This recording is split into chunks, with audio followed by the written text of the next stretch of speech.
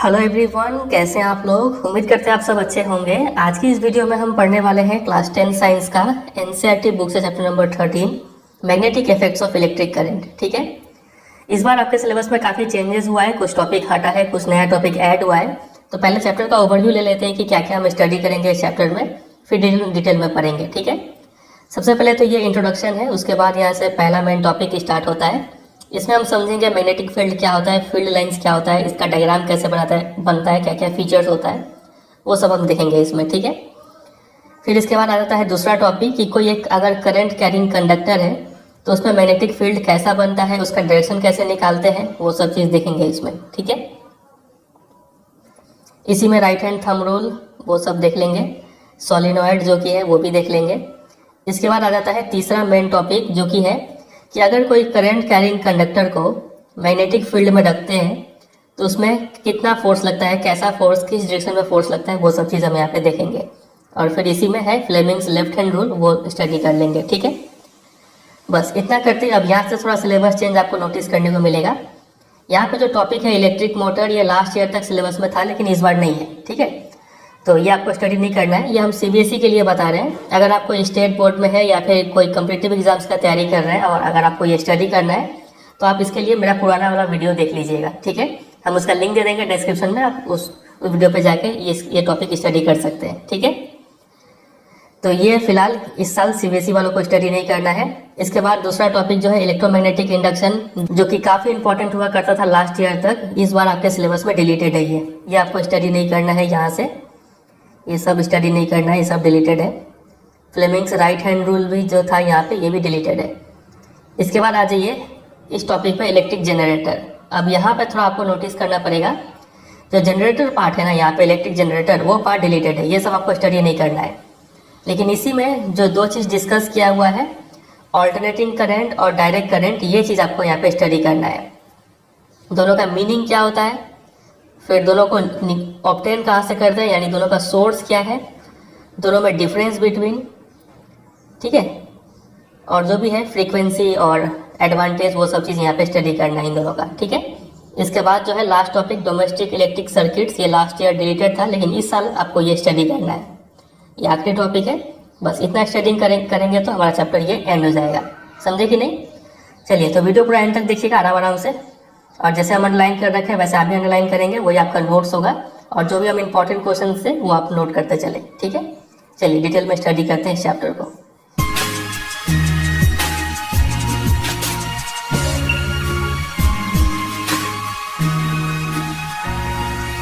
इसके पहले वाले चैप्टर में, मतलब इलेक्ट्रिसिटी वाले चैप्टर में, हमने पढ़ा था heating effect of electric current. किसी भी वायर से जब करंट गुजरता है तो वहाँ पे हीट प्रोड्यूस हो जाता है, इसको बोलते थे heating effect of electric current. इस चैप्टर में हमें पढ़ना है magnetic effect of electric current, मतलब जब किसी भी वायर से करंट गुजरेगा तो यहाँ पे मैग्नेटिक इफेक्ट प्रोड्यूस हो जाएगा। अब इसको साबित करने के लिए एक एक्टिविटी यहाँ पे बताया गया है। ज़्यादा कोई भारी सारी एक्टिविटी है नहीं, सिंपल सा एक्टिविटी है कि किसी भी आप कॉपर वायर, कोई भी कंडक्टर ले लीजिए और उसमें से करंट पास कीजिए, और पास में यहाँ पे एक कार्डबोर्ड में एक मैग्नेटिक कंपास रख दीजिए। ठीक है, आपको दिख रहा है यहाँ पे ये जो XY आपको दिख रहा है, ये एक लॉन्ग स्ट्रेट कंडक्टर है, और ये ABCD एक कार्डबोर्ड पे एक मैग्नेटिक कंपास रखा हुआ है, उसका ये नीडल है जो एरो से दिखाया गया है। जैसे ही आप स्विच ऑन कीजिएगा, इस की को प्रेस कीजिएगा, वैसे ही ये जो कंपास का नीडल है वो डिफ्लेक्ट होगा। डिफ्लेक्ट होगा मतलब हिलेगा।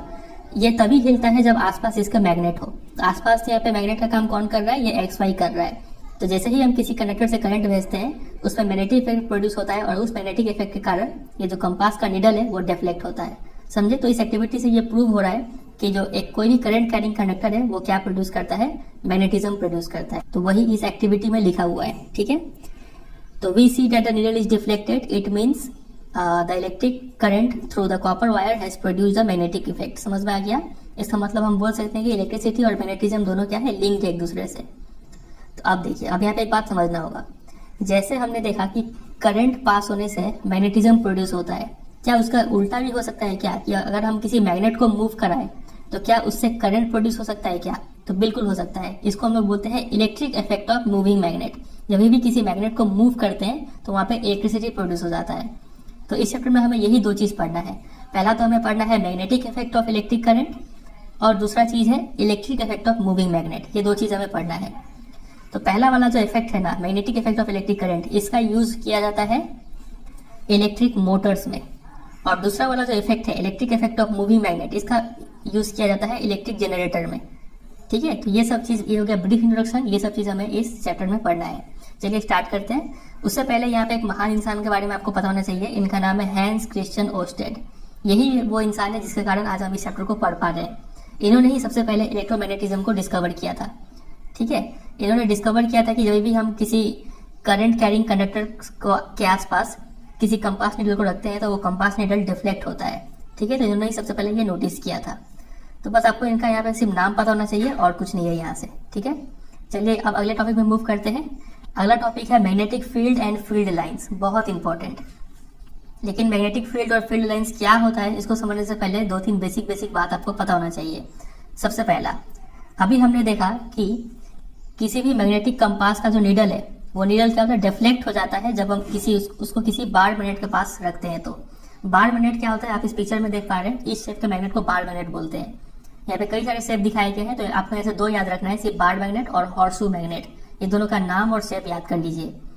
ठीक है, अब देखिए,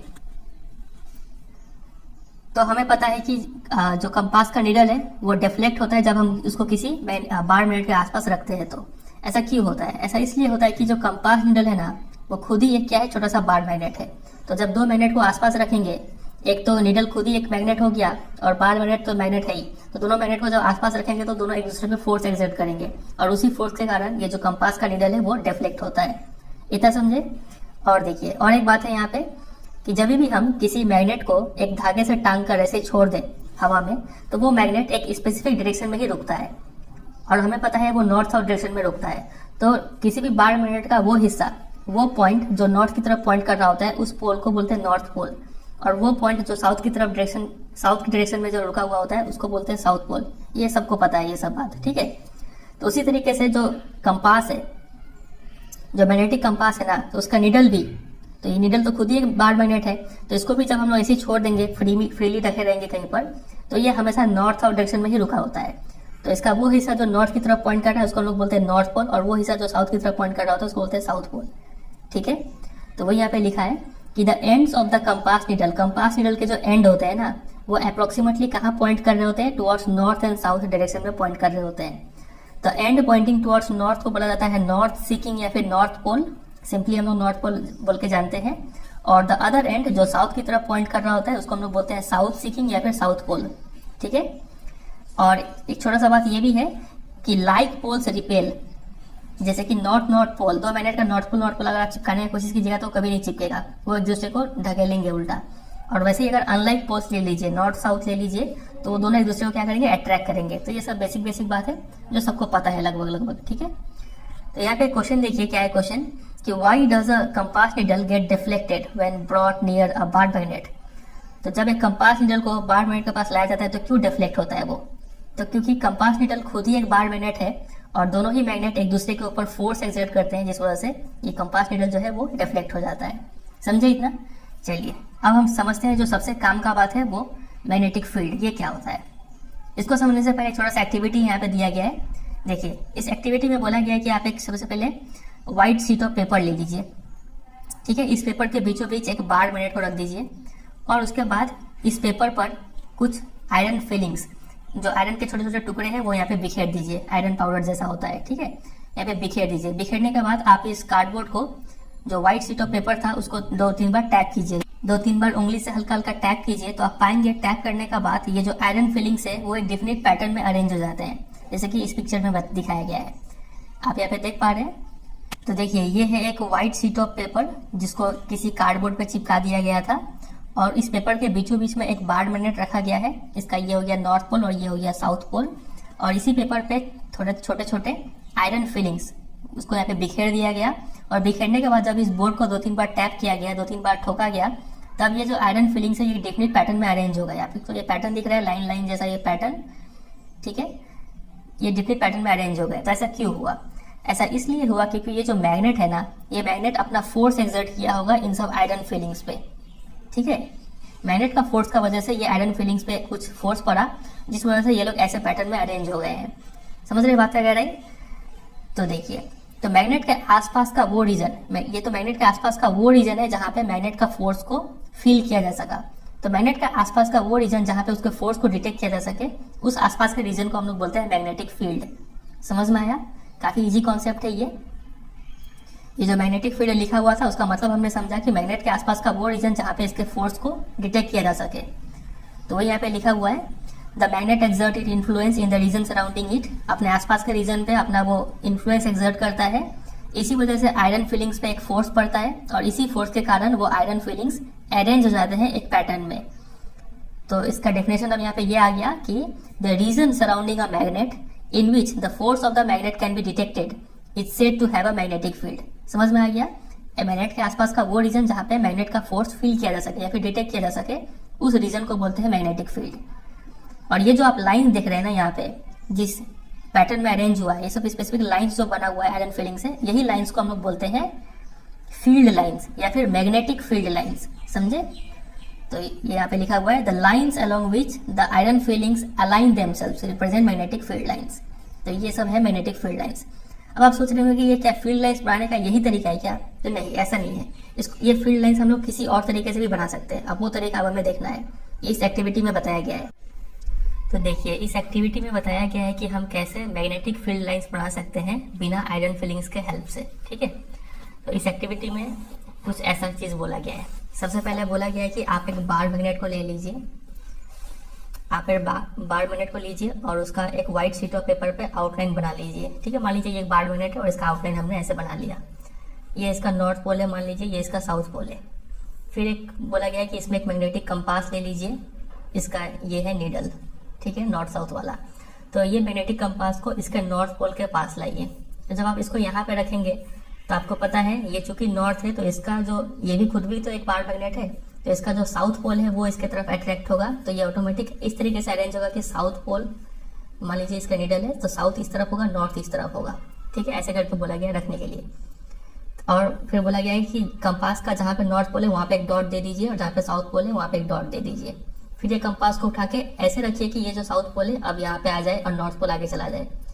समझ रहे? कंपास को उठा के फिर यहाँ पे रख देंगे तो यहाँ पे एक डॉट और मिल जाएगा और एक डॉट तो यही रहेगा। समझ रहे? फिर ऐसे करके आप पैटर्न बनाते जाएंगे तो ऑटोमेटिक ये लाइन जो है ये घूर के यहाँ से आके यहाँ पे साउथ पोल में एंटर कर जाएगा। समझ रहे? ये आप यहाँ पे देखिए डायग्राम में, इसमें ये है एक बार मैग्नेट, ये है नॉर्थ पोल साउथ पोल।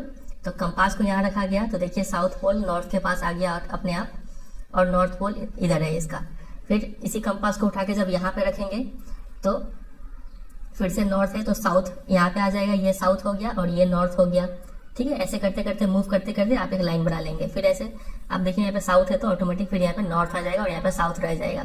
और अगर हम ये सब डॉट्स को जोड़ देंगे बाय अ स्मूथ कर्व, ठीक है, तो ये जो लाइन मिलेगा इसी लाइन को हम लोग क्या बोलेंगे? मैग्नेटिक फील्ड लाइन बोलेंगे। तो ये एक मैग्नेटिक फील्ड लाइन हो गया। ऐसे करके आप बहुत सारा यहाँ पे मैग्नेटिक फील्ड लाइन बना सकते हैं। कुछ इधर से बनेगा, कुछ इधर से बनेगा, बहुत सारा बन सकता है यहाँ पे। इतना समझे?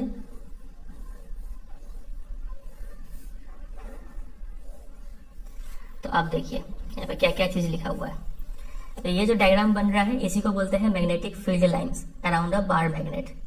ठीक है, तो इसका डेफिनेशन क्या हो जाएगा? आपसे एग्जाम में पूछा जाएगा कि डिफाइंड फील्ड लाइंस या फिर डिफाइंड मैग्नेटिक फील्ड लाइंस। तो आपको लिखना होगा the path followed by a magnetic needle in a magnetic field is known as magnetic field line. किसी भी मैग्नेटिक फील्ड में मैग्नेटिक नीडल कौन सा पाथ फॉलो करता है उसी पाथ को बोलते हैं मैग्नेटिक फील्ड लाइन। समझे? और ये एक इमेजिनरी लाइन है, ये बात याद रखिएगा।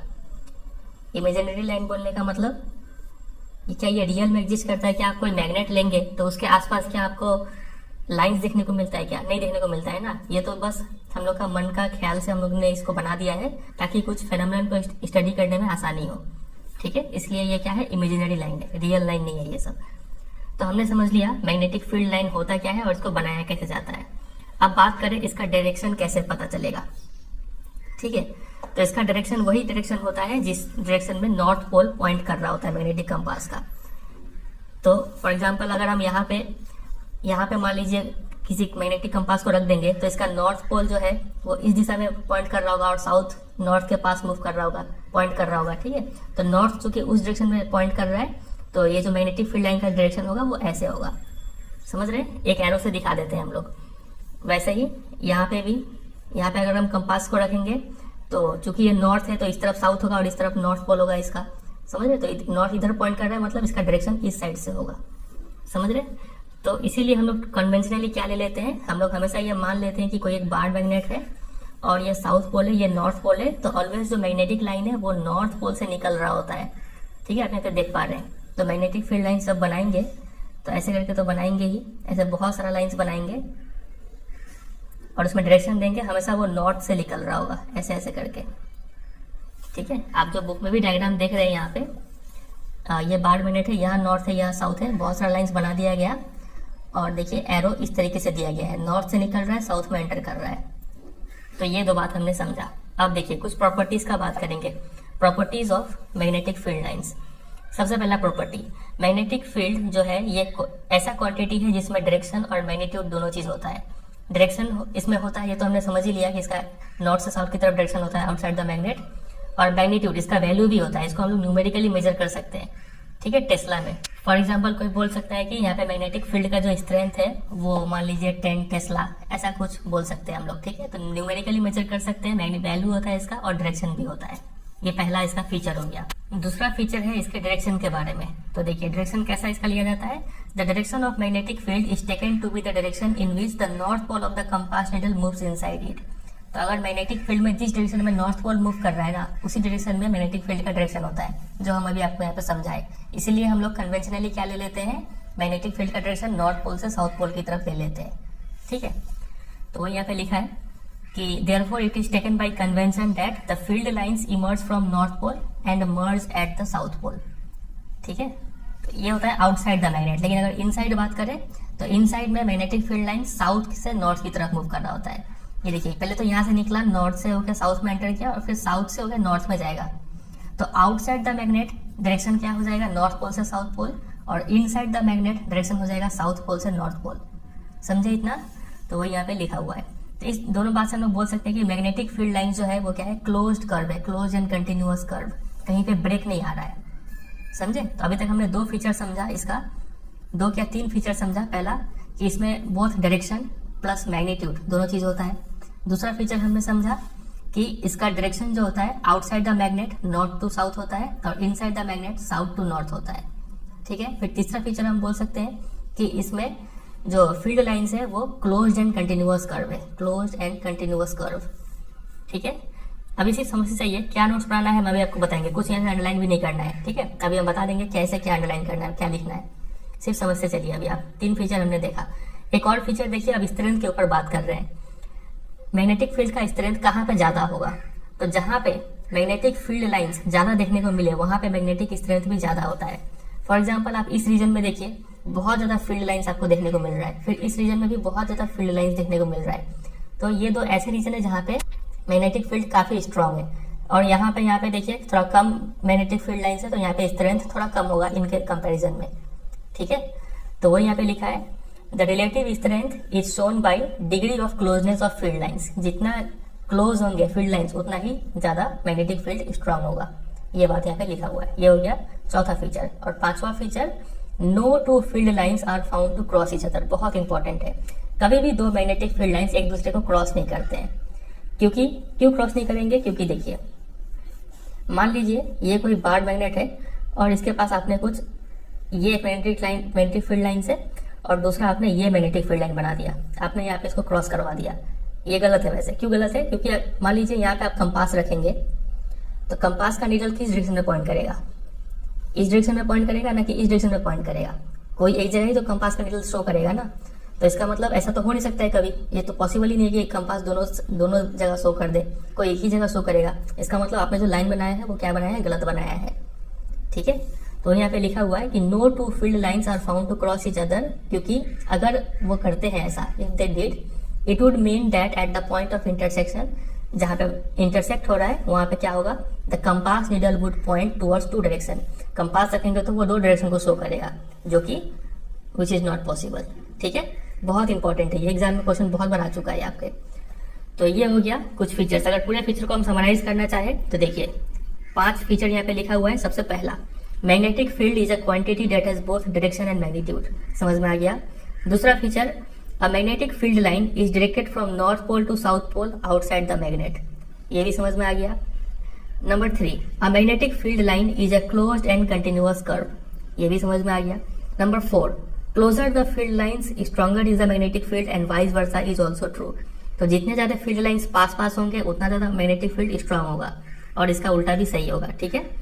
और पॉइंट नंबर 5 कि know field lines intersect each other because if two lines meet, it would mean that at the point of intersection the compass needle would point towards two directions, which is not possible।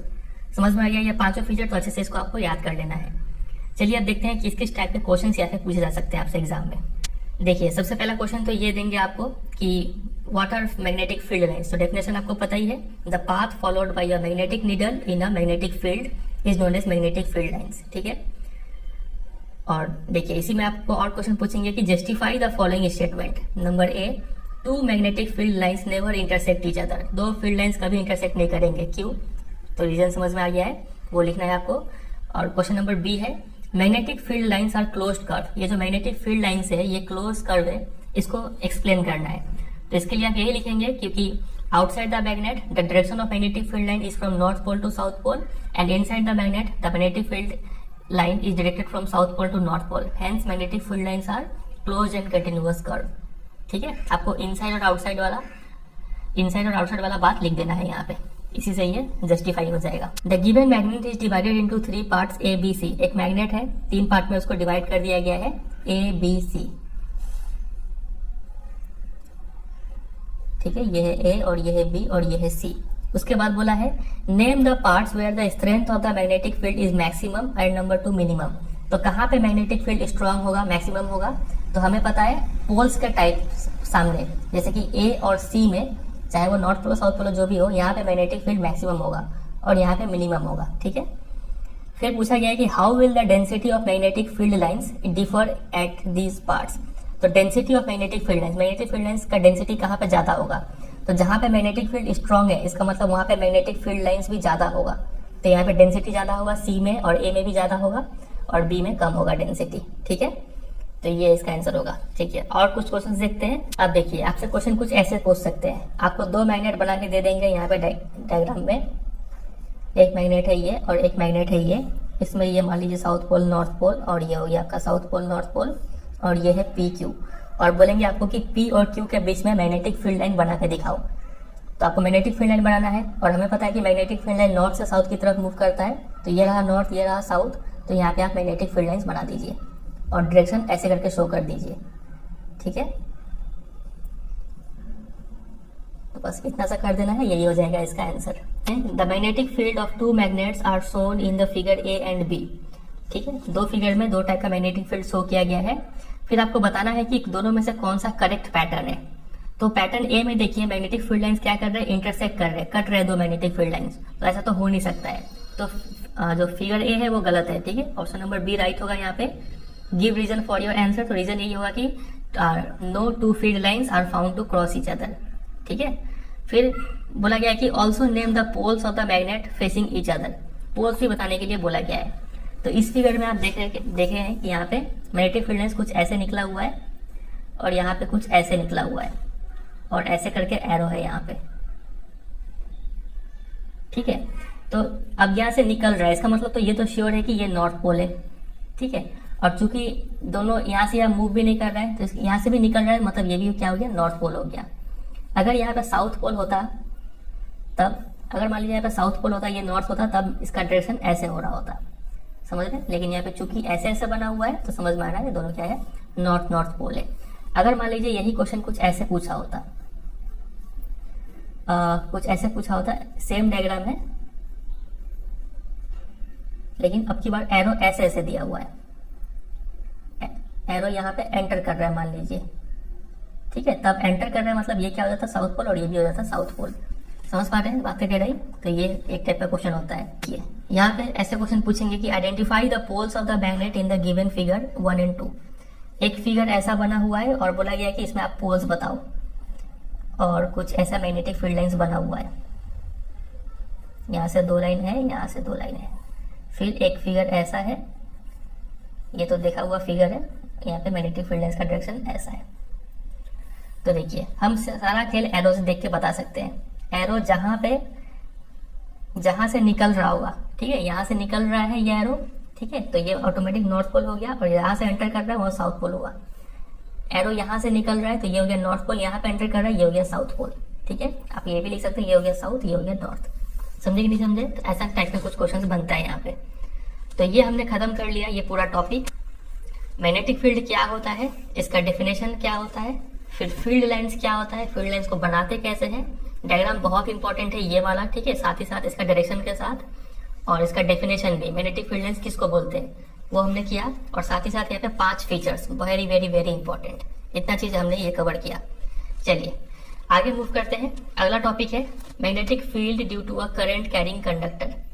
अब कोई conductor है वो current carry कर रहा है, तो उसमें कैसा मैग्नेटिक फील्ड बनेगा, तो वो हमें इस टॉपिक में पढ़ना है। लेकिन उससे पहले एक यहाँ पे छोटा सा एक्टिविटी दिया गया है, तो इसको देख लेते हैं। इस एक्टिविटी में बोला गया है कि आप सबसे पहले एक सर्किट सेटअप कीजिए। इस तरीके से सर्किट सेटअप कीजिए कि आपको यहाँ पे कंडक्टर रखना है, कॉपर वायर रखना है, और उस कॉपर वायर के ठीक ऊपर एक मैग्नेटिक कंपास रखना है, ठीक है। अब देखिए सर्किट में क्या क्या है। यहाँ पे बैटरी है, ठीक है, प्लस माइनस प्लस, और हमें पता है कि जो प्लस साइन होता है वहां से करंट निकल रहा होता है। फिर ये है की, फिर यहाँ पे कंपास रखा हुआ है, ये वायर है, सिंपल सा सर्किट है। अब देखिए जैसे ही हमने यहाँ पे स्विच ऑन करेंगे ना, तो ये जो कॉपर वायर है यहाँ पे मैग्नेटिक फील्ड प्रोड्यूस हो जाएगा। इस वजह से जो मैग्नेटिक फील्ड की वजह से ये जो कंपास का नीडल है वो डिफ्लेक्ट होगा। अब यहाँ पे देखिए ये जो कंडक्टर है इसको नॉर्थ साउथ डायरेक्शन में रखा गया है, ठीक है, और करंट फ्लो कर रहा है यहाँ से यहाँ पे ना, मतलब नॉर्थ से साउथ की तरफ करंट फ्लो कर रहा है। तो जैसे ही हम स्विच ऑन करेंगे तो मैग्नेटिक इफेक्ट प्रोड्यूस होगा। इस वजह से ये जो नीडल है ये इस तरफ घुर जाएगा, ईस्ट की तरफ घुर जाएगा। इतना ठीक है। अब ईस्ट की तरफ क्यों घुमा वो बाद में समझते हैं, फिलहाल इतना मान लीजिए कि ये ईस्ट की तरफ घूम गया। अब क्या कीजिए कि आप करंट को पलट दीजिए, ये प्लस को इधर कीजिए, माइनस को इधर कर दीजिए, जैसा कि इसमें किया गया, ठीक है। प्लस इधर माइनस इधर, अब मतलब करंट अब यहाँ से यहाँ फ्लो कर रहा है, करंट अब इस डायरेक्शन में फ्लो कर रहा है, इसमें इस डायरेक्शन में फ्लो कर रहा था। तो जब करंट इस डायरेक्शन में फ्लो कर रहा है मतलब इसका ठीक उल्टा फ्लो कर रहा है ना, तो इसमें नीडल इस तरफ डिफ्लेक्ट किया था, इसमें क्या होगा कि नीडल इस तरफ डिफ्लेक्ट करेगा। इसका मतलब हम बोल सकते हैं यहाँ पे कि ये रहा, it means that the direction of magnetic field produced by the electric current is also reversed. अगर आप करंट का डायरेक्शन चेंज करते हैं तो मैग्नेटिक फील्ड का डायरेक्शन भी चेंज हो जाता है। ये बहुत इंपॉर्टेंट बात है। The deflection of the needle becomes opposite when the direction of current is reversed. तो इस एक्टिविटी का मेन उद्देश्य यही बताना था कि अगर हम करंट का डायरेक्शन चेंज करते हैं तो मैग्नेटिक फील्ड का डायरेक्शन भी चेंज हो जाता है। समझे ये बात का गहराई? बस इतना चीज आपको यहाँ पे पता रखना है, कुछ अंडरलाइन मत कीजिए, हम आगे आपको बताएंगे कि अंडरलाइन करना है, सिर्फ समझते चलिए। अगला टॉपिक है, आप देखिए, तो जो हमारा मेन टॉपिक था magnetic field due to a current carrying conductor. कोई एक कंडक्टर है जो करंट कैरी कर रहा है, वो किस टाइप का मैग्नेटिक फील्ड प्रोड्यूस करेगा, वो जो मैग्नेटिक फील्ड है उसका पैटर्न क्या होगा, ये हमें समझना है, ठीक है। तो हम इस चैप्टर में 3 टाइप के कंडक्टर के बारे में पढ़ने वाले हैं, 3 टाइप का शेप।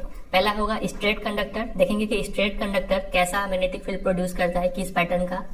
फिर उसके बाद दूसरा होगा सर्कुलर लूप, एक गोलाकार कंडक्टर से हम लोग करंट भेजेंगे और देखेंगे कि वहां पे मैग्नेटिक फील्ड कैसा प्रोड्यूस हो रहा है।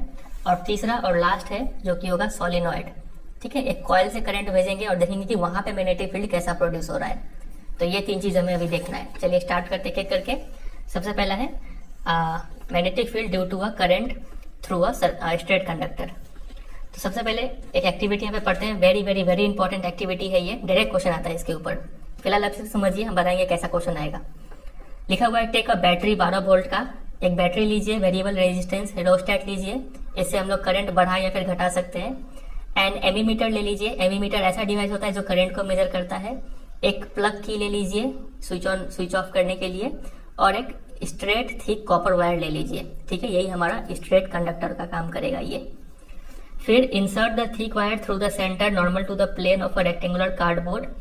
अब देखिए एक कार्डबोर्ड ले लीजिए और उस कार्डबोर्ड के बीचों बीच एक होल कर दीजिए और उस होल में उस जो कॉपर वायर है उसको इंसर्ट कर दीजिए, ठीक है। ये रहा, यहाँ पे वैसा कुछ सेटअप किया गया है। उसके बाद connect the copper wire vertically between the points X and Y. तो यहाँ पे पॉइंट है एक्स और यहाँ पे पॉइंट है वाई, इस 2 पॉइंट के बीच में उस कॉपर वायर को कनेक्ट कर दीजिए इस सर्किट में, और फिर उसको सीरीज में कनेक्ट कर दीजिए पूरे को, लिखा हुआ है। फिर sprinkle some iron filings uniformly on the cardboard, इस कार्डबोर्ड पे आयरन फिलिंग्स बिखेर दीजिए। और फिर कीप द वेरिएबल रियोस्टेट, ये कुछ काम का बात नहीं है, आगे बढ़ते हैं। आयरन फिलिंग्स बिखेरने के बाद आप क्या कीजिए, close the key. Close the key मतलब की को स्विच ऑन कर दीजिए। इसको एक और लैंग्वेज में हम लोग बोल सकते हैं प्लग इन द की या फिर स्विच ऑन द की, ठीक है। जैसे ही आप स्विच ऑन करेंगे उसके बाद gently tap on the cardboard a few times. इस कार्डबोर्ड पे 2-3 बार टैप कीजिए तो आप पाएंगे कि ये जो आयरन फिलिंग्स था जो पहले ऐसे ही बिखरा हुआ था, वो सब आयरन फिलिंग्स अलाइन हो जाते हैं themselves showing a pattern of concentric circles. Concentric circles के पैटर्न में अरेंज हो जाते हैं। कॉन्सेंट्रिक सर्कल्स क्या होता है, ऐसे सर्कल्स जिसका सेंटर सेम हो। ये एक सर्कल मान लीजिए इसका सेंटर है, फिर और एक सर्कल इसका भी सेंटर यही है, फिर और एक सर्कल इसका भी सेंटर यही है, ठीक है। तो इन सब सर्कल्स को बोलते हैं कॉन्सेंट्रिक सर्कल्स। तो इस टाइप के पैटर्न में ना ये आयरन फिलिंग्स अरेंज हो जाते हैं, ठीक है। तो वही यहाँ पे लिखा हुआ है। तो ये कॉन्सेंट्रिक सर्कल्स क्या रिप्रेजेंट करते हैं, यही तो हमारे मैग्नेटिक फील्ड लाइंस है, ठीक है। तो अब हमें समझ में आ गया कि कोई स्ट्रेट कंडक्टर से जब करंट गुजरता है तो वहां पे मैग्नेटिक फील्ड कैसा प्रोड्यूस होता है, कॉन्सेंट्रिक सर्कल्स के रूप में प्रोड्यूस होता है, ठीक है। ये हमने समझ लिया। फिर अब इसका बात है डायरेक्शन कैसे पता करा जाए। तो डायरेक्शन पता करने के लिए क्या कीजिए कि यहाँ पे आप मैग्नेटिक कंपास रख दीजिए। तो उस कंपास का नॉर्थ पोल जिस तरफ पॉइंट कर रहा होगा वही इसका डायरेक्शन होगा। तो यहाँ पे लिखा है, ये रहा, the direction of the north pole of the compass needle would give the direction of the field lines produced by the electric current through the straight wire at point P. तो जो नॉर्थ पोल का direction होगा वही इस magnetic field line का भी direction होगा। समझ गए। अब क्या बोला गया, इस बैटरी को पलट दीजिए। प्लस इधर था ना, करंट पहले इधर से गुजर रहा था, अब प्लस को इधर कीजिए, माइनस को इधर कीजिए। अब करंट को इधर से गुजारिए। तो जब करंट को यहाँ से भेजिएगा ना तो पैटर्न तो सेम रहेगा, कॉन्सेंट्रिक सर्कल ही देखने को मिलेगा, लेकिन इसका जो डायरेक्शन है, अब अगर यहाँ पे आप कंपास को रखेंगे तो कंपास का नॉर्थ पोल इस डायरेक्शन में पॉइंट करेगा, ठीक है। मतलब इसका डायरेक्शन ऑपोजिट हो जाएगा। समझ रहे, पैटर्न वही रहेगा, डायरेक्शन पलट जाएगा। तो ये तो हमें पहले भी पता है कि अगर हम करंट का डायरेक्शन चेंज करते हैं तो मैग्नेटिक फील्ड लाइन का डायरेक्शन भी चेंज होता है। इस एक्टिविटी में हमने समझा था। तो वो चीज यहाँ पे भी हमें प्रूफ देखने को मिल रहा है, ठीक है। तो वही इस पूरे एक्टिविटी में लिखा हुआ है। फिर यहाँ पे देखते हैं क्या लिखा हुआ है। तो यहाँ पे ये डायग्राम बहुत इंपॉर्टेंट है, ठीक है। और देखिए, a pattern of concentric circles indicating the field lines of a magnetic field around a straight conducting wire. तो यहाँ पे कंसेंट्रिक सर्कल से ये इसमें भी कंसेंट्रिक सर्कल से जो इंडिकेट कर रहा है फील्ड लाइंस, ठीक है। और तो कुछ नहीं है। The arrow in the circle show the direction of the field lines. इसमें एक एरो है छोटा सा, ये एरो शो कर रहा है इसका डायरेक्शन, ठीक है। तो देखिए एग्जाम में इसका क्वेश्चन डायरेक्ट बनता है कि आपसे बोलेंगे describe an activity to demonstrate the pattern of magnetic field lines around a straight conductor carrying current, ठीक है। एक एक्टिविटी के जरिए बताइए कि कैसा मैग्नेटिक फील्ड लाइंस बनता है जब एक स्ट्रेट कंडक्टर करंट को कैरी करता है। तो देखिए, जब भी एग्जाम में आप एक्टिविटी लिखेंगे तो ऐसा नहीं कि ये पूरा का पूरा आप छाप दिए जाके, ऐसा नहीं लिखा जाता है। एग्जाम में आप जब भी एक्टिविटी को डिस्क्राइब करेंगे तो आपको वहाँ पे 5 पॉइंट लिखना होगा। सबसे पहला होगा एम, क्या आप शो करना चाहते हैं। एम के बाद आपको लिखना होगा एपर्टस रिक्वायर्ड, ठीक है, क्या क्या एपर्टस चाहिए। उसके बाद आपको लिखना होगा प्रोसीजर, फिर उसके बाद ऑब्जर्वेशन और फिर उसके बाद कंक्लूजन। ये 5 पॉइंट होना चाहिए किसी भी एक्टिविटी में। तो एम में आप क्या लिखेंगे, एम में आप ये लिखेंगे, हेडिंग तो है यहाँ पे लिख देंगे टू शो या फिर to study magnetic field due to a current through a straight conductor. ये हो गया एम। फिर चाहिए एपर्टस, क्या क्या एपर्टस आपने लिया तो आप यहीं से देख कर लिख सकते हैं एपर्टस क्या क्या चाहिए। एक thick copper wire, straight copper wire, फिर आयरन फिलिंग्स, कार्डबोर्ड, की, वेरिएबल रेजिस्टेंस, एमीटर, बैटरी, ठीक है, वायर्स, ऐसा कुछ आप लिख सकते हैं। ये हो गया एपर्टस रिक्वायर्ड में। और फिर हमें अब लिखना है प्रोसीजर। तो फिर प्रोसीजर के लिए आप यही लिखेंगे सबसे पहले कि insert the thick wire through the centre normal to the plane of the rectangular cardboard. Normal का मतलब समझ रहे हैं ना, परपेंडिकुलर, ठीक है। ये कार्डबोर्ड है, मान लीजिए ये कार्डबोर्ड है तो इसका ठीक परपेंडिकुलर ऐसा, ये पेन का जो डायरेक्शन है 90 डिग्री का एंगल बन रहा है यहाँ पे, समझ पा रहे हैं। तो इस ऐसे करके आप उसको इंसर्ट कर दीजिए। और ये टेक केयर वगैरह ये सब नहीं लिखने का जरूरत है। फिर उसके बाद आप लिखिएगा connect the copper wire in series with the battery plug and की। कॉपर वायर को इससे हल्का फुल्का समझा देना है, ये पूरा डिटेल नहीं लिखना है आपको, ठीक है। फिर इस कॉपर वायर को कनेक्ट कर दीजिए इस सीरीज के साथ। उसके बाद स्प्रिंकल सम आयरन फिलिंग्स, इतना ही लिखिएगा। जरूरी नहीं है कि आप सॉल्ट स्प्रिंकलर यूज कर सकते हैं, सब लिखने का जरूरत नहीं है। सिर्फ आप लिखिए कि आयरन फिलिंग्स स्प्रिंकल कर दीजिए। और ये पॉइंट का तो एकदम ही जरूरत नहीं है। उसके बाद क्लोज द की लिखिए अगले पॉइंट में, ठीक है। क्लोज द की या फिर प्लग इन द की या फिर स्विच ऑन द की। और उसके बाद लिखिएगा gently tap on the cardboard a few times. ये हो गया प्रोसीजर। फिर जो चौथा पॉइंट है ऑब्जर्वेशन, आप क्या ऑब्जर्व करेंगे, तो ऑब्जर्वेशन में आप लिखेंगे कि the iron filings align themselves showing a pattern of concentric circles around the copper wire. ये हो गया ऑब्जर्वेशन। और लास्ट पॉइंट होगा कंक्लूजन। कंक्लूजन में आप क्या कंक्लूड करेंगे, तो दो चीज यहाँ पे कंक्लूड कर सकते हैं। पहला कि ये जो स्ट्रेट कंडक्टर है ये क्या प्रोड्यूस किया, मैग्नेटिक फील्ड प्रोड्यूस किया, पहला बात। हाँ, the current carrying conductor is the source of magnetic field. ठीक है, ये हो गया पहला कंक्लूजन। और दूसरा कंक्लूजन लिखेंगे कि the magnetic field is in the form of concentric circles. ठीक है, ये दो कंक्लूजन यहाँ पे आप देंगे। तो ये 5 पॉइंट से ये पूरा एक्टिविटी डिस्क्राइब होगा। ठीक है, बहुत इंपॉर्टेंट है, कई बार आ चुका है, तो इस तरीके से आपको तैयार कर लेना है इसको। अब देखिए यहाँ पे हमें 2 पॉइंट को नोटिस करना है। मैग्नेटिक फील्ड को हम लोग कैपिटल लेटर बी से डिनोट करते हैं। ठीक है, अब 2 पॉइंट ये है कि मैग्नेटिक फील्ड का 2 चीज से रिलेशन देखा जाता है। पहला तो करंट से और दूसरा है डिस्टेंस से। ठीक है, तो अगर हम किसी कंडक्टर में ना करंट को बढ़ा देंगे तो कॉमन सेंस बोलता है कि इसका मैग्नेटिक फील्ड भी क्या हो जाएगा, बढ़ जाएगा, स्ट्रांग हो जाएगा मैग्नेटिक फील्ड। तो ये हो गया पहला रिलेशन। तो मैग्नेटिक फील्ड और करंट क्या है, डायरेक्टली रिलेटेड है। ठीक है, डायरेक्टली डिपेंड करते हैं एक दूसरे पे। और अगर मैग्नेटिक फील्ड और डिस्टेंस का बात करें तो जितना हम इस कंडक्टर से दूर जाते जाएंगे उतना ही उसका जो स्ट्रेंथ है वो कम होता चला जाएगा। ठीक है, मतलब ये दोनों क्या है, इनवर्सली रिलेटेड है। ठीक है, जितना डिस्टेंस इंक्रीज होगा उतना ही मैग्नेटिक फील्ड वहां पे कम होगा। तो ये 2 बात यहाँ पे लिखा हुआ है, कुछ अंडरलाइन नहीं करना है, हम आगे बताएंगे आपको, सिर्फ समझिए यहाँ पे। चलिए देखते हैं कुछ क्वेश्चंस कैसे पूछा जाएगा यहाँ पे। देखिए क्वेश्चन आपसे ऐसे पूछेंगे कि how is the strength of magnetic field near a straight conductor number 1 related to the strength of the current in the conductor. तो मैग्नेटिक फील्ड करंट के साथ कैसे रिलेटेड है, तो डायरेक्टली रिलेटेड है। ठीक है, अगर करंट बढ़ाएंगे तो मैग्नेटिक फील्ड का स्ट्रेंथ भी बढ़ जाएगा। पहले 1 का आंसर ये होगा। और question number 2 is affected by changing the direction of flow of the current in the conductor. अगर करंट का डायरेक्शन चेंज करेंगे तो डायरेक्शन ऑफ मैग्नेटिक फील्ड भी क्या हो जाएगा, चेंज हो जाएगा। ठीक है, तो ये 2 आंसर यहाँ पे लिखना होगा।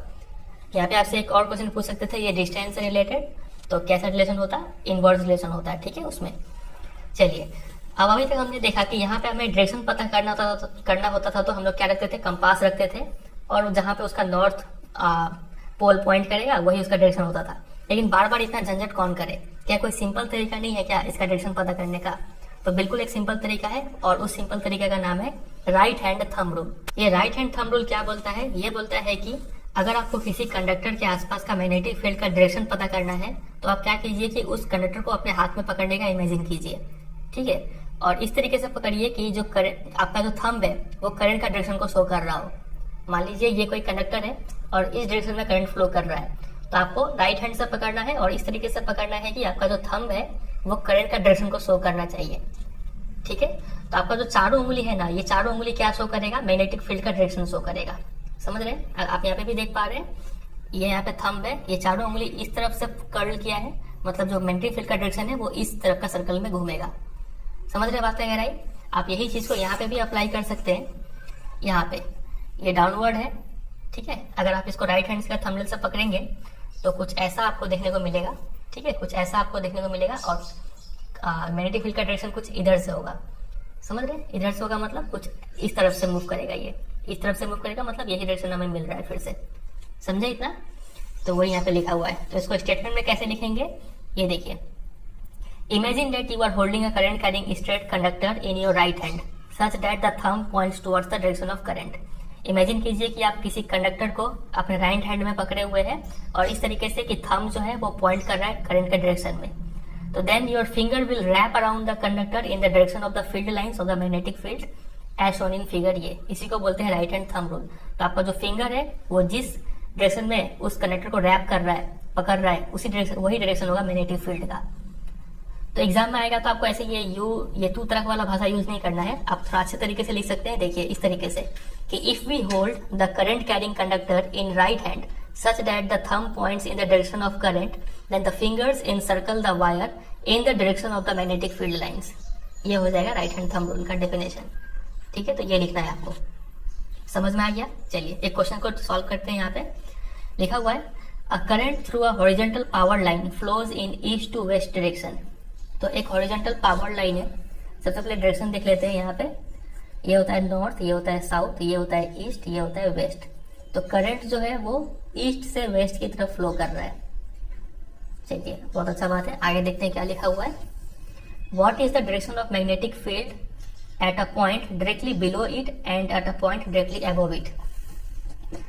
तो इस कंडक्टर के ठीक नीचे वाले पॉइंट पे, मान लीजिए ये कंडक्टर है, इसके ठीक नीचे वाले पॉइंट पे मैग्नेटिक फील्ड का डायरेक्शन क्या होगा और इसके ठीक ऊपर वाले पॉइंट पे मैग्नेटिक फील्ड का डायरेक्शन क्या होगा वो हमें बताना है। तो हम यहाँ पे राइट हैंड थंब रूल लगाएंगे जिससे कि हमें डायरेक्शन पता हो जाएगा। तो ये हमने राइट हैंड इसको ऐसा पकड़ लिया और थंब शो कर रहा है करंट का डायरेक्शन। तो नीचे की तरफ आप देखेंगे, नीचे की तरफ जो उंगली का डायरेक्शन है वो ऐसे मूव कर रहा है, समझ रहे? मतलब यहाँ पे नॉर्थ टू साउथ डाउनवर्ड की तरफ डायरेक्शन हो जाएगा मैग्नेटिक फील्ड का, नॉर्थ टू साउथ।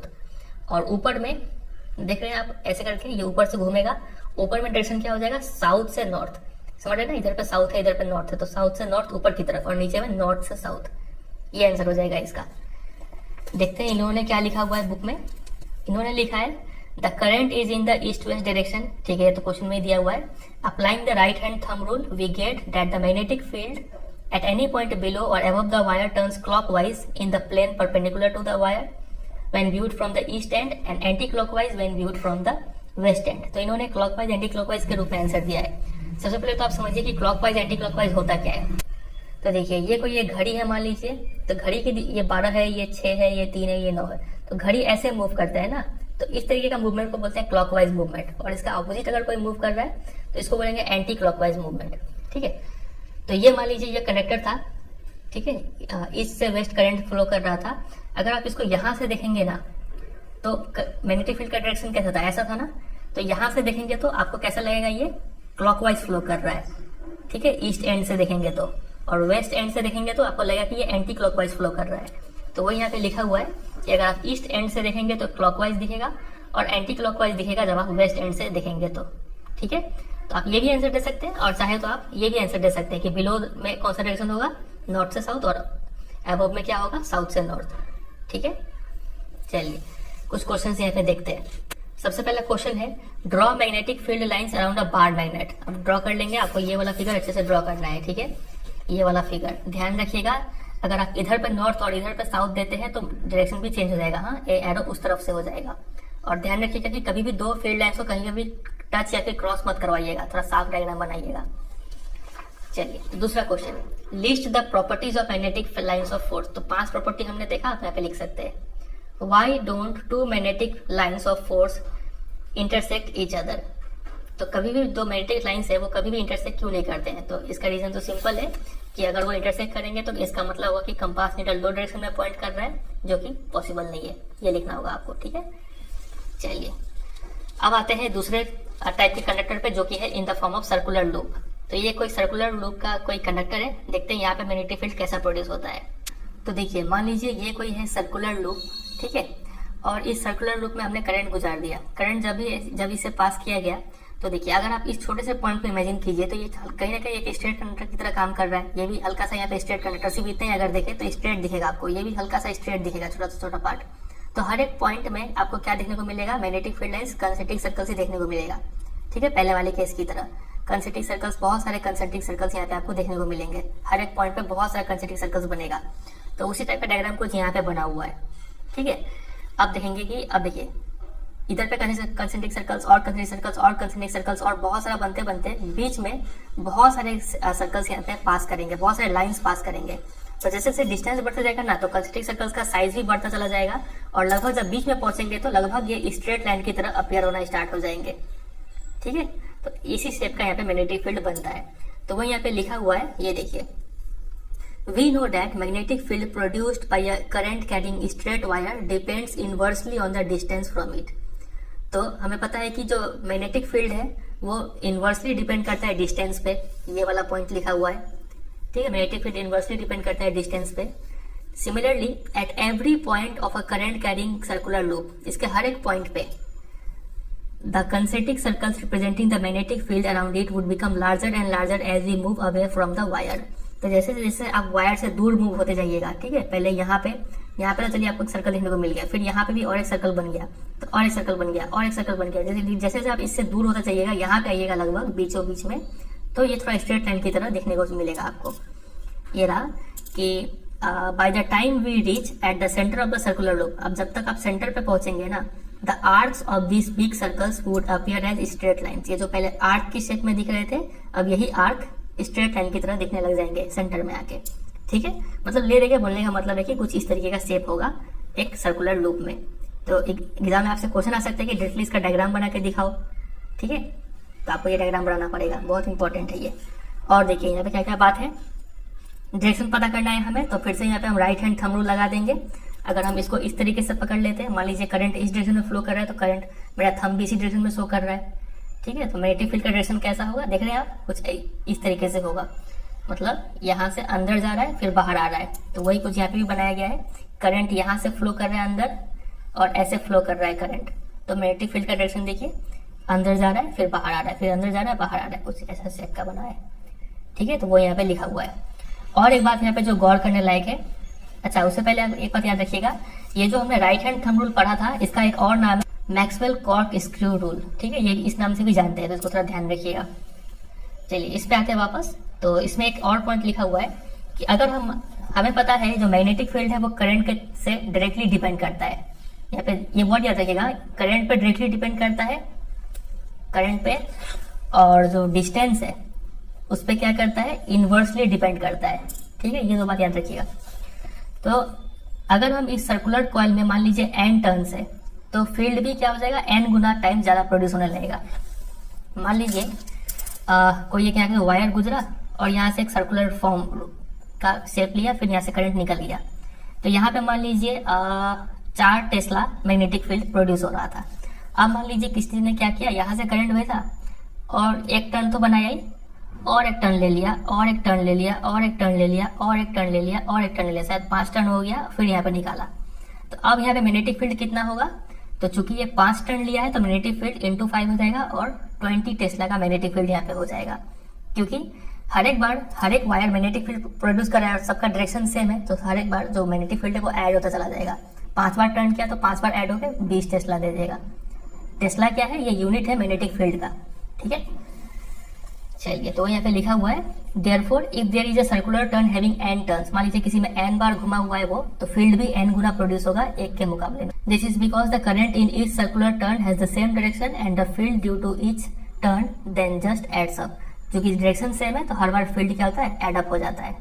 ठीक है, अब देखिए यहाँ पे एक्टिविटी का एरिया बताया गया है कि फिर से वही रेक्टेंगुलर कार्डबोर्ड लीजिए, लेकिन इस बार क्योंकि ये सर्कुलर टाइप का है तो आपको यहाँ पे 2 छेद करना होगा, 2 होल कीजिए, फिर उसमें उस सर्कुलर कॉइल को इंसर्ट कर दीजिए, फिर आयरन फिलिंग्स को बिखेर दीजिए, फिर 2-3 बार टैप कीजिए, फिर आप पाएंगे, ऑब्जर्व करेंगे कुछ इस टाइप का पैटर्न, कंसेंट्रिक सर्कल्स का पैटर्न बनेगा और सेंटर में नियरली स्ट्रेट लाइंस देखने को मिलेगा। तो वही सब यहाँ पे लिखा हुआ है फिर से। ठीक है, चलिए अब देखते हैं यहाँ पे क्वेश्चन कैसा कैसा बनेगा। देखिए क्वेश्चन आपसे ऐसे पूछेंगे कि how will the magnetic field produce by a point due to a current carrying circular coil change if we increase the current flowing through the coil. अगर आप करंट को बढ़ाएंगे तो मैग्नेटिक फील्ड क्या होगा, तो कॉमन सेंस से magnetic field भी बढ़ जाएगा। Number 2, reverse the direction of current through the coil, current का डायरेक्शन चेंज करेंगे तो मैग्नेटिक फील्ड का डायरेक्शन भी चेंज हो जाएगा। और number 3, increase the number of turns in the coil, अगर नंबर ऑफ टर्न्स बढ़ाएंगे तो मैग्नेटिक फील्ड भी उतना ही टर्न्स में, फिर उतना ही गुना, उतना ही टाइम्स बढ़ जाएगा। ठीक है, तो ये हो जाएगा इसका answer. A straight wire lying in a horizontal plane carries a current from north to south, तो एक स्ट्रेट वायर है वो करंट नॉर्थ से साउथ की तरफ कैरी कर रहा है। चलिए इसको थोड़ा डायग्राम बना के सॉल्व करते हैं। हमें डायरेक्शन पता है, ये होता है नॉर्थ, ये होता है साउथ, ये होता है ईस्ट, ये होता है वेस्ट। तो एक कंडक्टर है जो नॉर्थ से साउथ की तरफ करंट कैरी कर रहा है। तो पूछा गया है कि what will be the direction of the magnetic field at a point just underneath it, तो इसके ठीक नीचे जो मैग्नेटिक फील्ड है उसका डायरेक्शन क्या होगा। तो अब इसको आप पेन से इमेजिन कर लीजिए, मान लीजिए इस डायरेक्शन में करंट फ्लो कर रहा है और इसके नीचे मैग्नेटिक फील्ड क्या होगा, तो इसको हम लोग राइट हैंड थंब रूल से पता करेंगे। ये देखिए, ये हमने राइट हैंड थंब रूल निकाला, तो नीचे में डायरेक्शन क्या है इसका, इधर से इधर जा रहा है, मतलब इधर है वेस्ट और इधर है ईस्ट, तो वेस्ट टू ईस्ट होगा अंडरनीथ में, समझ रहे हैं। इधर से इधर हम उंगली दिखा रहे थे, तो ये हो जाएगा वेस्ट से ईस्ट अंडरनीथ, और ऊपर में ठीक उसका ऑपोजिट हो जाएगा, समझ रहे, ईस्ट से वेस्ट हो जाएगा ऊपर में, अगर पूछा होता तो। फिर दूसरा क्वेश्चन है, name the law use to arrive at the answer in part A and state it. हमने कौन सा लॉ का यूज किया, राइट हैंड थंब रूल, और उसका स्टेटमेंट भी देना है, तो हम जो आपको बताए थे वो आप यहाँ पे लिख दीजिएगा। ठीक है, चलिए एक क्वेश्चन आपको इस तरीके से पूछेंगे कि मान लीजिए ये कोई कार्डबोर्ड है, इसमें 2 होल किया हुआ है और 2 कंडक्टर यहाँ से पास कराया गया है। स्ट्रेट कंडक्टर है और दोनों में ही करंट इस डायरेक्शन में है। ठीक है, ये कंडक्टर ए है, ये कंडक्टर बी है और बीच में कोई पॉइंट है, मान लीजिए के का दूरी यहाँ से और यहाँ से दोनों से बराबर है और इसमें बराबर करंट फ्लो कर रहा है। तो ये कुछ मैग्नेटिक फील्ड प्रोड्यूस कर रहा होगा, ये भी कुछ मैग्नेटिक फील्ड प्रोड्यूस कर रहा होगा। तो आपको बताना है कि के पे मैग्नेटिक फील्ड क्या होगा। तो आप पाएंगे, देखिए इसका डायरेक्शन क्या होगा, ये इस डायरेक्शन में फ्लो कर रहा है, तो मैग्नेटिक फील्ड का डायरेक्शन कुछ इस ऐसा होगा, कॉन्सेंट्रिक सर्कल्स और डायरेक्शन कुछ ऐसा दिख रहा है आपको, कुछ ऐसा होगा, मतलब इधर से होगा डायरेक्शन। फिर यहाँ पे भी ये सर्कल, यहाँ पे डायरेक्शन कैसा होगा, ऐसा ही है, तो डायरेक्शन कुछ ऐसा, मतलब यहाँ से फ्लो कर रहा है, यहाँ से फ्लो कर रहा है। तो देखिए ये अब जब ऐसा फ्लो कर रहा है तो यहाँ पे ऐसा हो जा रहा है, ये ऐसा फ्लो करते हैं ऐसा। तो अब इसका डायरेक्शन देखिए नीचे आ रहा है, लेकिन इसका ऊपर जा रहा है। तो दोनों कहीं ना कहीं आपस में इंटरेक्ट करेंगे और यहाँ पे दोनों का जो मैग्नेटिक फील्ड है वो कैंसिल हो जाएगा। तो के पे जो मैग्नेटिक फील्ड बचेगा ना, वो क्या बचेगा, 0 मैग्नेटिक फील्ड होगा यहाँ पे। समझ रहे बात कह रही? चलिए, तो ये हुआ इसका आंसर। आगे मूव करते हैं। जो लास्ट टाइप का कंडक्टर है हमारा वो है सोलिनॉइड। ये रहा सोलिनॉइड। तो सोलिनॉइड होता क्या है? तो सोलिनॉइड क्या है, देखिए, a coil of many circular turns of insulated copper wire wrapped closely in the shape of a cylinder is called a solenoid। एक कॉइल है जिसमें कई सारे टर्न्स किए गए हैं इंसुलेटेड कॉपर वायर का और एक सिलेंडर का शेप बना रहे हैं। तो इस शेप का जो कॉइल है उसको बोलते हैं सोलिनॉइड। आप ये पिक्चर में देख पा रहे हैं, इसको सोलिनॉइड बोलते हैं। हम लोग बनाएंगे कैसे डायग्राम में, कुछ ऐसे बनाएंगे, ठीक है। ये हो जाएगा सोलिनॉइड का डायग्राम। बहुत इंपॉर्टेंट है डायग्राम सब। ये डायग्राम भी आपको प्रैक्टिस करना है, ठीक है। एक्टिविटी लिखने बोलेंगे तो डायग्राम बना के करना होगा आपको। फिर ये भी प्रैक्टिस करना है, फिर यहाँ पे ये डायग्राम प्रैक्टिस करना है, ये नहीं करना है और ये तो नहीं चाहिए, और ये डायग्राम प्रैक्टिस करना है, ठीक है अभी तक। चलिए, तो अब देखते हैं कि सोलिनॉइड में मैग्नेटिक फील्ड कैसा बनता है। तो इसका मैग्नेटिक फील्ड ठीक उसी तरीके से बनता है जैसा कि एक बार मैग्नेट में बनता है।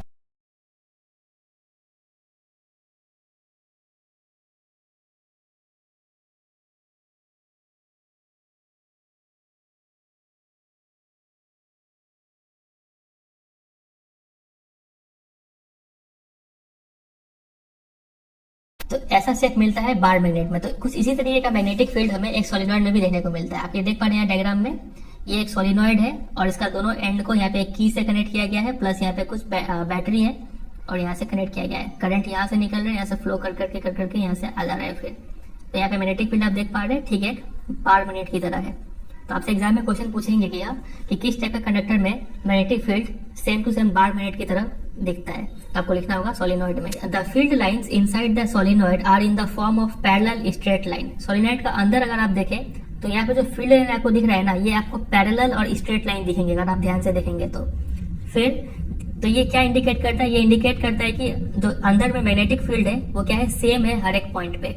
यहाँ पे मैग्नेटिक फील्ड का स्ट्रेंथ, यहाँ पे मैग्नेटिक फील्ड का स्ट्रेंथ, यहाँ पे अंदर में किसी भी पॉइंट में मैग्नेटिक फील्ड का स्ट्रेंथ अगर आप नापना चाहे तो वो सेम होगा।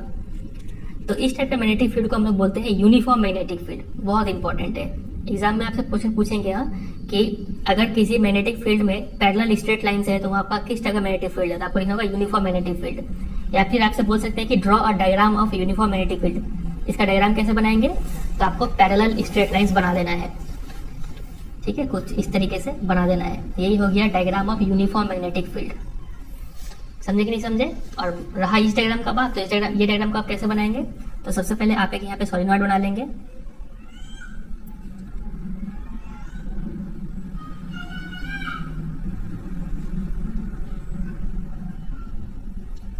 सॉलिनॉइड बनाने के बाद यहाँ से इसको लंबा लंबा खींचेंगे, यहाँ से भी लंबा खींचेंगे, यहाँ पे कुछ सेल्स बना दीजिए और यहाँ पे की दे दीजिए।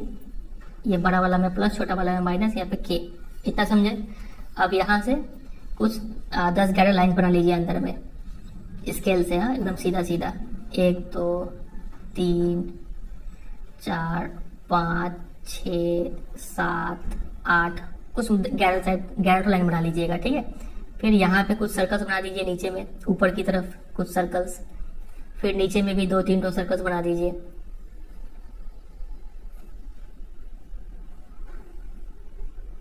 कुछ सर्कल्स यहाँ पे भी एक ठो और फिर जो बचा हुआ लाइन से उन सबको ऐसे करके निकाल दीजिए। ध्यान रहे कि कोई भी 2 लाइन को इंटरसेक्ट नहीं करवाना है। ठीक है, कुछ और अच्छे तरीके से बनाएंगे तो ऐसा बन जाएगा। और फिर एरो दे दीजिएगा कि अगर मान लीजिए ये अगर नॉर्थ पोल की तरह काम कर रहा है, या फिर ये अगर नॉर्थ पोल की तरह काम कर रहा है, तो फील्ड लाइंस यहाँ से निकलेगा और यहाँ से एंटर करेगा। ठीक है, एरो आप दे सकते हैं, यहाँ से निकल रहा है, ऐसा कोई डायग्राम बन जाएगा इसका। ठीक है, बहुत इंपॉर्टेंट है ये डायग्राम। आप देखते हैं आगे क्या लिखा हुआ है। A strong magnetic field produced inside a solenoid can be used to magnetize a piece of magnetic material like soft iron when placed inside the coil.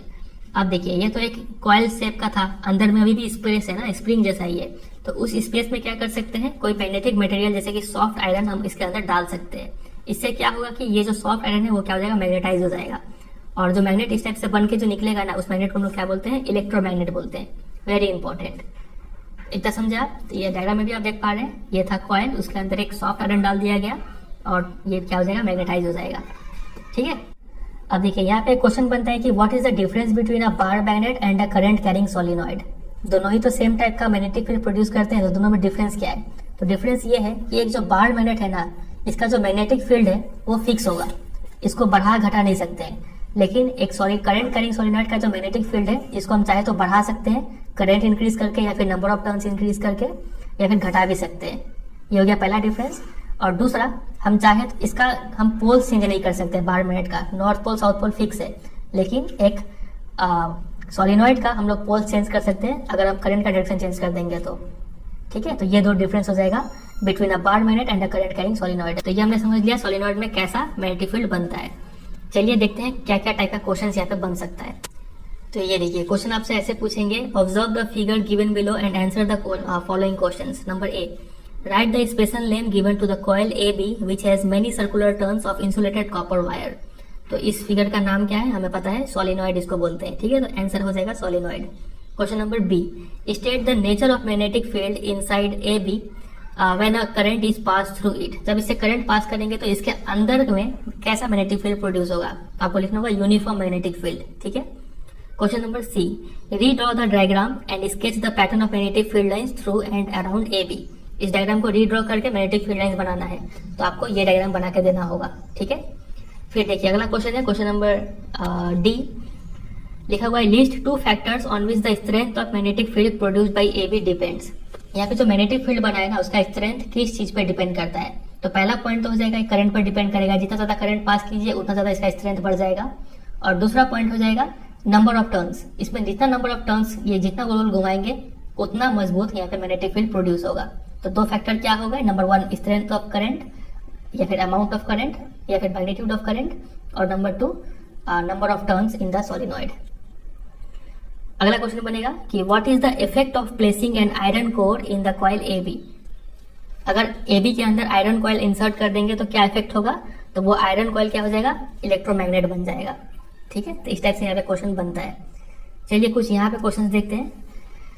पहला क्वेश्चन है, consider a circular loop of wire lying in a plane of the table. ये मान लीजिए table है और इस table पे एक सर्कुलर लूप मतलब होता है फंदा। ठीक है, तार का फंदा यहाँ पे पड़ा हुआ है। फिर क्या लिखा हुआ है, let the current pass through the loop clockwise, और क्लॉकवाइज घड़ी की दिशा में इसमें करंट फ्लो कर रहा है, मतलब ऐसे फ्लो कर रहा है करंट। बहुत अच्छा बात है। उसके बाद apply the right hand thumb rule, ये भी बता दिया गया, to find out the direction of magnetic field inside and outside the loop. इस लूप के अंदर और इस लूप के बाहर मैग्नेटिक फील्ड का डायरेक्शन क्या होगा। तो अप्लाई करते हैं। ये देखिए, ये मान लीजिए इतना सा स्ट्रेट कंडक्टर है, मान लीजिए ये है स्ट्रेट कंडक्टर, इसको पकड़ेंगे, करंट का डायरेक्शन में ये शो कर रहा है। ठीक है, तो यहाँ पे आउटसाइड में क्या इसका डायरेक्शन निकल रहा है, आउट ऑफ द पेज निकल रहा है। और इनसाइड में, ठीक है, इनसाइड में आप समझ पा रहे हैं, यहाँ पे अंदर जा रहा है, यहाँ से निकल रहा है, यहाँ पे अंदर जा रहा है। तो इनसाइड में डायरेक्शन हो जाएगा पियर्स इनसाइड द टेबल, और आउटसाइड में डायरेक्शन हो जाएगा कि appear to emerge out of the table. ठीक है, तो ये दो बात आपको लिखना होगा यहाँ पे। Question number 2, the magnetic field in a given region is uniform. किसी भी रीजन में मैग्नेटिक फील्ड यूनिफॉर्म है तो उसका डायग्राम बना के दिखाओ। तो डायग्राम आप ऐसे बना देंगे, ये पैरेलल लाइंस। चलिए आगे मूव करते हैं, बहुत इंपॉर्टेंट है ये यूनिफॉर्म वाला बात। चलिए अगला क्वेश्चन है, choose the correct option. The magnetic field inside a long straight solenoid carrying current. तो सोलिनॉइड के इनसाइड में मैग्नेटिक फील्ड कैसा होता है, तो यूनिफॉर्म होता है। तो यूनिफॉर्म कहाँ है, कहीं नहीं लिखा हुआ है। यूनिफॉर्म का दूसरा मतलब क्या होता है, सेम एट ऑल पॉइंट्स, ठीक है, हर पॉइंट पे सेम है, तो option number D right answer होगा। यहाँ पे भी लिखा हुआ था कि मैग्नेटिक फील्ड यूनिफॉर्म है, मतलब वहाँ पे मैग्नेटिक फील्ड क्या है, सेम है at all points inside the solenoid, ठीक है। तो ये हमने खत्म कर लिया मैग्नेटिक फील्ड। अगला यहाँ पे अब इंपॉर्टेंट टॉपिक बन के आता है, वो है ये force on a current carrying conductor in a magnetic field. अब देखिए ये जो करंट कैरिंग कंडक्टर है ये तो खुद ही एक मैग्नेट है, मैग्नेट की तरह काम करता है। और मैग्नेटिक फील्ड, पहले से ही आप कोई मैग्नेट ले लीजिए, ये भी एक मैग्नेट है। तो जब दो मैग्नेट को साथ रखेंगे तो उस पर कुछ फोर्स पड़ेगा, ठीक है ना। तो वो फोर्स कितना पड़ेगा, कैसा पड़ेगा, वो अब हमें इस टॉपिक में पढ़ना है। चलिए इस एक्टिविटी से शुरुआत करते हैं। इस एक्टिविटी में बोला गया है कि take a small aluminium rod A B. ये जो आप रॉड देख रहे हैं ए बी, ये एक एल्यूमिनियम रॉड है। यूजिंग टू कनेक्टिंग वायर्स, इसको हैंग कर दीजिए हॉरिजेंटली, ठीक है, ऐसे हॉरिजेंटली टांग दीजिए। फिर उसके बाद क्या कीजिए, place a strong horseshoe magnet. आप इस मैग्नेट को देख पा रहे हैं, इसको हॉर्सशू मैग्नेट बोलते हैं। इस तरीके से रखिए इस हॉर्सशू मैग्नेट, मान लीजिए ये मेरा ओनली हॉर्सशू मैग्नेट है और ये है एल्यूमिनियम रॉड। तो इस हॉर्सशू मैग्नेट को इस तरीके से रखिए कि इसका नॉर्थ पोल नीचे हो, साउथ पोल ऊपर हो, और इस नॉर्थ और साउथ के बीच में ये एल्यूमिनियम रॉड ऐसे करके पड़ा रहे। समझ रहे बात कह रहे हैं। अब यहाँ पे नॉर्थ है, यहाँ पे साउथ है, मतलब मैग्नेटिक फील्ड का डायरेक्शन क्या होगा, ऐसे होगा ना डायरेक्शन, नॉर्थ से साउथ, नॉर्थ से साउथ, नॉर्थ से साउथ। मतलब ये है अगर कोई हॉर्सशू मैग्नेट, तो मैग्नेटिक फील्ड का डायरेक्शन कुछ इस दिशा में होगा, ठीक है। तो यहाँ पे बोला गया है कि ऐसे आप ऐसे प्लेस कर दीजिए। उसके बाद इस एल्यूमिनियम रॉड को कनेक्ट कर दीजिए सीरीज में एक बैटरी के साथ, की के साथ, और एक रोस्टेट। रोस्टेट डायग्राम में नहीं दिख रहा है लेकिन फिर भी यहाँ पे लिखा हुआ है, चलिए कोई बात नहीं। फिर उसके बाद नाउ पास द करंट। अब इसमें स्विच ऑन कीजिए। जैसे आप स्विच ऑन करेंगे तो यहाँ पे प्लस है, करंट यहाँ से निकलेगा, फिर बी से होते हुए ए से होते हुए फिर ये करंट वापस यहाँ पे आएगा। तो करंट यहाँ पे बी से ए फ्लो कर रहा है, ठीक है। व्हाट डू यू ऑब्जर्व, आप क्या ऑब्जर्व करेंगे, तो आप ऑब्जर्व करेंगे कि जो रॉड है वो लेफ्ट की तरफ डिस्प्लेस हो गया। अब हमें तो पता है जैसे करंट ऑन किया हमने तो ये मैग्नेट बन गया, ये भी मैग्नेट, तो दो फोर्स तो लगना ही है वहां पे। तो मान लीजिए ये जो नीब है इसका, ये करंट का डायरेक्शन शो कर रहा है। ये है मेरा हॉर्सशू मैग्नेट, ठीक है, ये हॉर्सशू मैग्नेट है, ये है एल्यूमिनियम रॉड। तो जैसे ही स्विच ऑन किया हमने तो ये जो एल्यूमिनियम रॉड है ये लेफ्ट की तरफ मतलब इधर मूव कर जाएगा, ठीक है, ऐसे फोर्स लगने का वजह से। फिर अगली बार आप क्या किया गया, reverse the direction of current. Current का डायरेक्शन चेंज करना है, आप इस बैटरी को पलट दीजिए तो अब करंट इस डायरेक्शन में फ्लो करेगा, ठीक है, ए से बी की तरफ फ्लो करेगा। तो अब की बार जब स्विच ऑन करेंगे ना तो ये जो एल्यूमिनियम रॉड है वो इस तरफ मूव करेगा, राइट की तरफ। समझ रहे इतना। तो चलिए, तो ये वो एक्टिविटी हमने देख लिया कैसे कैसे फोर्स लगता है। तो देखिए इस एक्टिविटी से क्या साबित होता है, इस एक्टिविटी से ये साबित होता है, कंक्लूजन ये निकलता है कि अ force is exerted on a current carrying aluminium rod. इस एल्यूमिनियम रॉड पे फोर्स एक्सर्ट हुआ when it is placed in a magnetic field, जब इसको एक मैग्नेटिक फील्ड पे रखा गया तो। लेकिन बशर्ते इस एल्यूमिनियम रॉड में क्या होना चाहिए, करंट कैरिंग होना चाहिए, ठीक है। तो इसके ऊपर भी ये डायरेक्ट आपसे क्वेश्चन आएगा कि इस एक्टिविटी को एक्सप्लेन करो या फिर डिस्क्राइब करो। तो आपको ये डायग्राम अच्छे से प्रैक्टिस करना है, और प्लस ये लिखने का तरीका वही होगा। फिर से एम लिखेंगे सबसे पहले। एम क्या होगा, एम होगा कि to show that a force is exerted on a current carrying conductor in a magnetic field, ठीक है। एम हो गया ये। एपरेटस नीडेड, एपरेटस में आप लिखेंगे aluminium rod, horseshoe magnet, connecting wires, की, बैटरी, स्टैंड, ठीक है, ये सब चीज चाहिए एपरेटस में। तो देखिए प्रोसीजर में सबसे पहला पॉइंट हम क्या लिखेंगे, सबसे पहले तो हम लोग लिखेंगे कि hang the aluminium rod horizontally, ठीक है, पहला पॉइंट। दूसरा पॉइंट में लिखेंगे कि place a horseshoe magnet in such a way that the rod lies between the two poles with magnetic field directed upward, ठीक है, मैग्नेटिक फील्ड अपवर्ड की तरफ होना चाहिए, नॉर्थ से साउथ। ये हो जाएगा दूसरा पॉइंट में। फिर तीसरा पॉइंट में हमें क्या लिखना है, तीसरा पॉइंट में हम लिखेंगे कि इस एल्यूमिनियम रॉड को सीरीज में कनेक्ट कर दीजिए की और बैटरी के साथ, ठीक है, सीरीज में। फिर उसके बाद ये हो गया तीसरे में। और चौथा में लिखेंगे स्विच ऑन द की या फिर प्लग इन द की। चौथा में हमने स्विच ऑन किया। फिर पांचवा स्टेप में हमने क्या करेंगे कि इस करंट को रिवर्स कर देंगे, रिवर्स द करंट, ठीक है। इतना चीज हमने किया प्रोसीजर में। अब हमें लिखना क्या है, अब हमें लिखना है ऑब्जर्वेशन। ऑब्जर्वेशन में देखिए तो चौथा में अलग ऑब्जर्वेशन था, पांचवा में अलग ऑब्जर्वेशन था। तो ऑब्जर्वेशन में लिखेंगे नंबर 4 में ऑब्जर्वेशन होगा कि the aluminium rod is deflected towards the left. और पांचवा में ऑब्जर्वेशन होगा, पांचवा पॉइंट का ऑब्जर्वेशन कि aluminium rod is deflected towards the right, ठीक है। तो ये हो जाएगा यहाँ पे ऑब्जर्वेशन। और लास्ट में लिखना होगा कंक्लूजन। तो कंक्लूजन हम यही लिख सकते हैं यहाँ पे कि अ force is exerted on a current carrying aluminium rod when it is placed in the magnetic field. इतना लिखना होगा आपको। अब देखिए ये तो पूरा बात हो गया एक्टिविटी का। अब कुछ एक्स्ट्रा इन्फॉर्मेशन, अगर हम इस हॉर्सशू मैग्नेट को नीचे नॉर्थ था ऊपर साउथ था, अगर हम इसको पलट दें, ऊपर नॉर्थ कर दें और नीचे साउथ कर देना, तब भी इसका जो फोर्स का डायरेक्शन है वो चेंज हो जाएगा। मान लीजिए नंबर 4 में हमने क्या किया था, करंट बी से ए में आ रहा है और जब मैग्नेटिक फील्ड नॉर्थ से साउथ हो रहा था तो ये जो एल्यूमिनियम रॉड है वो इस तरफ डिफ्लेक्ट किया था ना। अब मान लीजिए करंट अभी वैसे ही आ रहा है, बी से ए की तरफ ही आ रहा है, लेकिन अब हमने इसको पलट दिया, ये नॉर्थ को ऊपर कर दिया, साउथ को नीचे कर दिया, तो अब की बार ये जो एल्यूमिनियम रॉड है वो इस तरफ डिस्प्लेस होगा। ठीक है, तो इस बात को ध्यान रखिएगा। तो हमने अभी तक 2 चीज पाया, अगर हम करंट का डायरेक्शन चेंज करते हैं तो फोर्स का डायरेक्शन चेंज हो जाता है। ठीक है, जब करंट हम लोग इधर से भेज रहे थे तो मैग्नेटिक ये फोर्स इधर लग रहा था, ये इधर डिफ्लेक्ट हो रहा था। जब करंट हम लोग उल्टा भेजने लगे तो ये इधर डिफ्लेक्ट होने लगा। और अगर हम मैग्नेटिक फील्ड का डायरेक्शन भी चेंज करते हैं ना तो फोर्स का डायरेक्शन भी तब भी चेंज होता है। तो एग्जाम में ये क्वेश्चन आता है कि ये जो फोर्स का डायरेक्शन है वो किस चीज पे डिपेंड करता है, तो आपको लिखना होगा 2 चीज पे डिपेंड करता है ये, नंबर 1 डायरेक्शन ऑफ करंट और number 2 direction of magnetic field. तो वो यहाँ पे लिखा हुआ है, it shows that the direction of force on the conductor depends upon the direction of current, number 1, और नंबर 2 हो जाएगा डायरेक्शन ऑफ मैग्नेटिक फील्ड। ये 2 चीज पे डिपेंड करता है। और एक्सपेरिमेंट करके यही पाया गया है कि ये जो फोर्स है ना, सबसे मजबूत फोर्स तभी लगेगा जब मैग्नेटिक फील्ड और ये करंट कैरिंग कंडक्टर का डायरेक्शन एक दूसरे में परपेंडिकुलर हो। तो मान लीजिए ये है अपना हॉर्सो मैग्नेट और ये है अपना एल्यूमिनियम रॉड, तो ये तो सीधा है और ये एल्यूमिनियम रॉड ऐसे गुजरा, तो अब देखिए परपेंडिकुलर है ना, ईस्ट, ध्यान दीजिएगा यहाँ पे मैग्नेटिक फील्ड का डायरेक्शन कुछ ऐसा है। ठीक है, इस डायरेक्शन में मैग्नेटिक फील्ड है और यहाँ पे हम ऐसे करके एल्यूमिनियम रॉड रख रहे हैं, तो मैग्नेटिक फील्ड और एल्यूमिनियम रॉड परपेंडिकुलर है ना, यहाँ पे 90 डिग्री का एंगल बन रहा है। लेकिन अगर हम इस एल्यूमिनियम रॉड को ऐसे परपेंडिकुलर ना रख के ऐसे टेढ़ा रख दें, तब इसमें थोड़ा फोर्स कम लगेगा। पहले इतना डिफ्लेक्ट हो रहा था, मान लीजिए सिर्फ इतना ही डिफ्लेक्ट होगा, पहले इतना डिफ्लेक्ट हो रहा था, अब मान लीजिए सिर्फ इतना ही डिफ्लेक्ट होगा। ठीक है, तो मैक्सिमम फोर्स तभी लगता है जब ये मैग्नेटिक फील्ड लाइंस और कंडक्टर परपेंडिकुलर हो तब। ठीक है, तो वो यहाँ पे लिखा हुआ है कि देखिए, experiments have shown that the displacement of the rod largest होता है when displacement largest हो या फिर magnitude of force highest हो जब direction of current right angles पे हो direction of magnetic field के। समझ रहे बात क्या कह रहा है? चलिए अब देखिए, मान लीजिए ये मैग्नेटिक फील्ड और करंट दोनों परपेंडिकुलर है। अब पता कैसे लगेगा कि फोर्स इधर लगेगा ना कि फोर्स इधर लगेगा?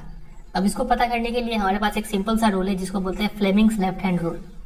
ये लेफ्ट हैंड रूल क्या बोलता है कि अगर आप अपने लेफ्ट हैंड का ये जो 4 फिंगर है, मिडल फिंगर है और थंब है, ये तीनों को परपेंडिकुलर अरेंज कर लीजिए। परपेंडिकुलर अरेंज कैसे करेंगे? देखिए, ये दोनों आपस में परपेंडिकुलर है, 90 डिग्री का एंगल यहाँ पे दिख रहा है आपको। फिर ये दोनों भी आपस में परपेंडिकुलर है, यहाँ पे भी अप्रोक्सीमेटली 90 डिग्री एंगल दिख रहा है। फिर ये दोनों भी आपस में परपेंडिकुलर है। ठीक है, अगर आप इस तीनों फिंगर को इस तरीके से अरेंज करें म्यूचुअली परपेंडिकुलर, तो आप पाएंगे कि अगर ये डायरेक्शन बताता है करंट का ना, अगर ये डायरेक्शन बताता है करंट का और ये डायरेक्शन बताता है मैग्नेटिक फील्ड का, तो ये जो थंब है ये बताएगा फोर्स किस दिशा में लग रहा है, उसका डायरेक्शन बताएगा ये। ठीक है, अब इसको चलिए यहाँ पे अप्लाई करके देखते हैं। मान लीजिए ये था हॉर्सो मैग्नेट। ठीक है, ऐसा इस शेप में है आपका हॉर्सो मैग्नेट, तो नीचे से ऊपर की तरफ मैग्नेटिक फील्ड का डायरेक्शन है, मतलब ये मेरा खड़ा उंगली जो दिखा रहा है ये मैग्नेटिक फील्ड का डायरेक्शन दिखा रहा है। फिर करंट उधर से हॉरिजॉन्टली आ रहा था यहाँ से, समझे? करंट का डायरेक्शन ये है, तो उसको दिखाने के लिए हमने ये लाइन यूज कर लिया। तो खड़ा हो गया मैग्नेटिक फील्ड, ये लाइन हो गया मैग्नेटिक फील्ड का डायरेक्शन, सॉरी करंट का डायरेक्शन। तो फोर्स का डायरेक्शन किधर शो कर रहा है? देखिए इधर शो कर रहा है, तो इसीलिए यहाँ पे बोला गया था कि ये जो इधर डिफ्लेक्ट हुआ, समझ रहे हैं? जब ऐसा था यहाँ पे हमने फ्लेमिंग्स लेफ्ट हैंड रूल लगाया तो ये इधर डिफ्लेक्ट हुआ। ये फोर्स का डायरेक्शन समझ रहे कैसे पता चल रहा है? ये हुआ मैग्नेटिक फील्ड का direction from south to north. ठीक है, नॉर्थ टू साउथ ऊपर की तरफ, और ये हो गया करंट का डायरेक्शन हॉरिजॉन्टली, तो फोर्स इधर लग रहा था, समझ रहे? तो वही चीज यहाँ पे दिखाया गया है। तो ये पूरा इसको स्टेटमेंट हो गया, ये आप लिख सकते हैं। अब ये जो फोर्स है ना, जो एक करंट कैरिंग कंडक्टर एक्सपीरियंस करता है ड्यू टू मैग्नेटिक फील्ड, ये फोर्स का यूज कई सारे डिवाइसेस में किया जाता है, जैसे कि इलेक्ट्रिक मोटर हो गया, इलेक्ट्रिक जनरेटर हो गया, loud speaker, microphones, measuring instruments, ये सब में इस प्रिंसिपल का यूज किया जाता है। ठीक है, तो ये बात ध्यान रखिएगा। आगे बढ़ने से पहले यहाँ पे 2-3 बात आपको और पता होना चाहिए कि मान लीजिए अगर करंट इस डायरेक्शन में फ्लो कर रहा है, ठीक है, करंट अगर इस डायरेक्शन में फ्लो कर रहा है तो हम लोग बोलते हैं इलेक्ट्रॉन इस डायरेक्शन में फ्लो कर रहा है। तो ये याद रखिएगा, इलेक्ट्रॉन का मूवमेंट और करंट का मूवमेंट ऑपोजिट होता है। इलेक्ट्रॉन अगर इधर मूव करता है तो करंट उधर मूव करेगा, ये पहला बात। दूसरा, अगर प्रोटॉन कभी इधर मूव कर रहा है तो हम लोग बोलते हैं कि करंट भी क्या कर रहा है, उधर मूव कर रहा है। ये दूसरा बात आप याद रखिएगा। प्रोटॉन बोला जाए या फिर अल्फा पार्टिकल बोला जाए, ठीक है, ये अल्फा ऐसे नोट करते हैं, अल्फा पार्टिकल बोला जाए, ये सब क्या होता है, पॉजिटिवली चार्ज होते हैं। तो जिधर पॉजिटिव चार्ज का मूवमेंट होगा हम लोग बोलते हैं करंट भी उधर ही मूव कर रहा है, और जिधर नेगेटिव चार्ज का मूवमेंट होगा करंट उसके ऑपोजिट मूव करेगा। ये दो बात आप ध्यान रखिएगा, ठीक है। प्रोटॉन का चार्ज पॉजिटिव होता है, इलेक्ट्रॉन का चार्ज नेगेटिव होता है, और न्यूट्रॉन का चार्ज न्यूट्रल होता है, इसमें कोई चार्ज नहीं होता है। चलिए अब कुछ क्वेश्चंस को सॉल्व करते हैं।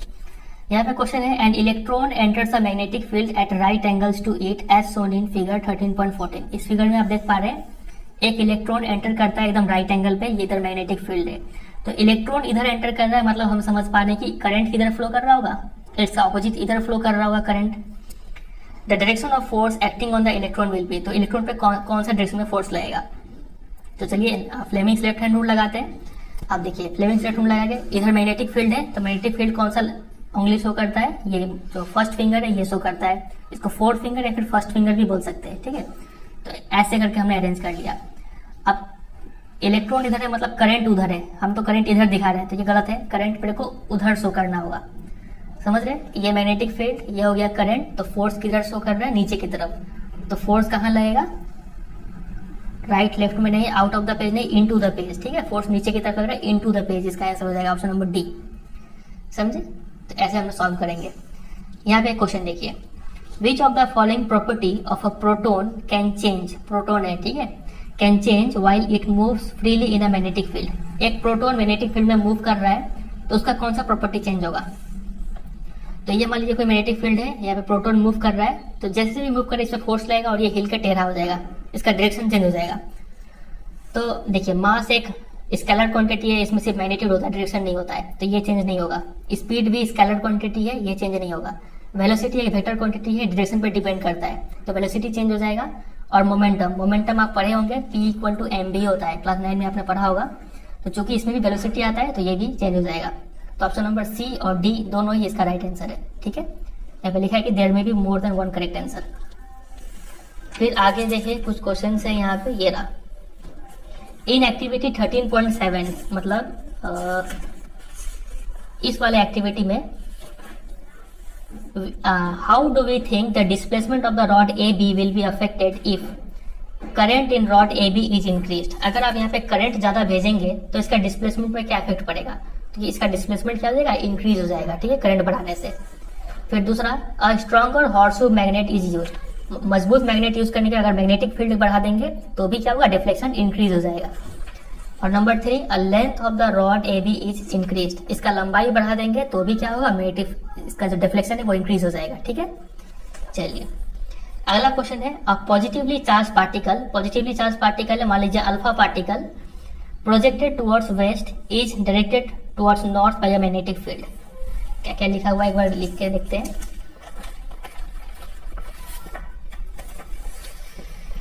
लिखा हुआ था कि जो अल्फा पार्टिकल है वो प्रोजेक्टेड टुवर्ड्स वेस्ट की तरफ जा रहा था वो।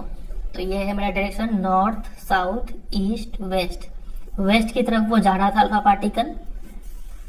तो क्या हुआ, डिफ्लेक्टेड टुवर्ड्स नॉर्थ, वो नॉर्थ की तरफ डिफ्लेक्ट हो गया, इधर नॉर्थ की तरफ मूव कर गया, तो इधर फोर्स लगा है इसका मतलब, और इधर वो जा रहा था, पॉजिटिव चार्ज जा रहा है, मतलब यही करंट का दिशा है, फोर्स इधर लगा है। तो चलिए, तो पूछा क्या है हमसे, पूछा है the direction of magnetic field is, magnetic field का डायरेक्शन पूछा है हमसे। तो Fleming's left hand rule use करते हैं। करंट इधर है, करंट इधर हमने शो कर दिया, कैसे अरेंज करें, चलिए इसको ऐसे कर लेते हैं। करंट हमने इधर कर लिया और ये मैग्नेटिक इधर चाहिए, फोर्स है, तो फोर्स तो हमें अंगूठा से दिखाना होगा, तो मतलब कुछ कैसा होगा ये,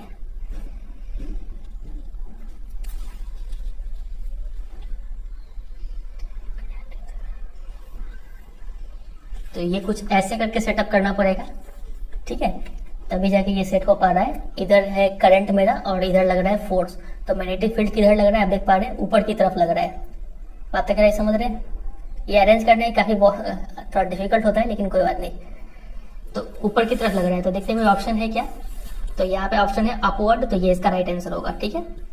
अब देखिए यहाँ पे क्वेश्चन कुछ ऐसे भी पूछ सकते हैं, आपसे पूछेंगे number A, mention the factors on which the direction of force experience by a current carrying conductor placed in a magnetic field depend. तो वो जो फोर्स का डायरेक्शन है वो किन सब चीज़ों पर डिपेंड करता है, किस डायरेक्शन में फोर्स लगेगा। तो वो दो चीज़ पर डिपेंड करता है, ये फोर्स किस डायरेक्शन पर लगेगा, पहला तो डायरेक्शन ऑफ करंट और number 2 direction of magnetic field. ठीक है, फिर दूसरा क्वेश्चन आपसे पूछा जाएगा, under what condition is the force experience by a current carrying conductor placed in a magnetic field maximum. ये फोर्स मैक्सिमम कब होगा, जब मैग्नेटिक फील्ड लाइंस और करंट जो है वो परपेंडिकुलर हो तब। ठीक है, question number C, a proton beam is moving along a direction of magnetic field. ठीक है, मान लीजिए एक प्रोटॉन बीम है, अब वो मैग्नेटिक फील्ड के डायरेक्शन में ही मूव कर रहा है, तब उस पर क्या फोर्स लगेगा। अब कुछ ऐसे, ये बहुत अच्छा क्वेश्चन है। मान लीजिए ये आपका है हॉर्सशू मैग्नेट, ये है नॉर्थ पोल, ये है साउथ पोल, मतलब यहाँ से यहाँ पे मैग्नेटिक फील्ड है।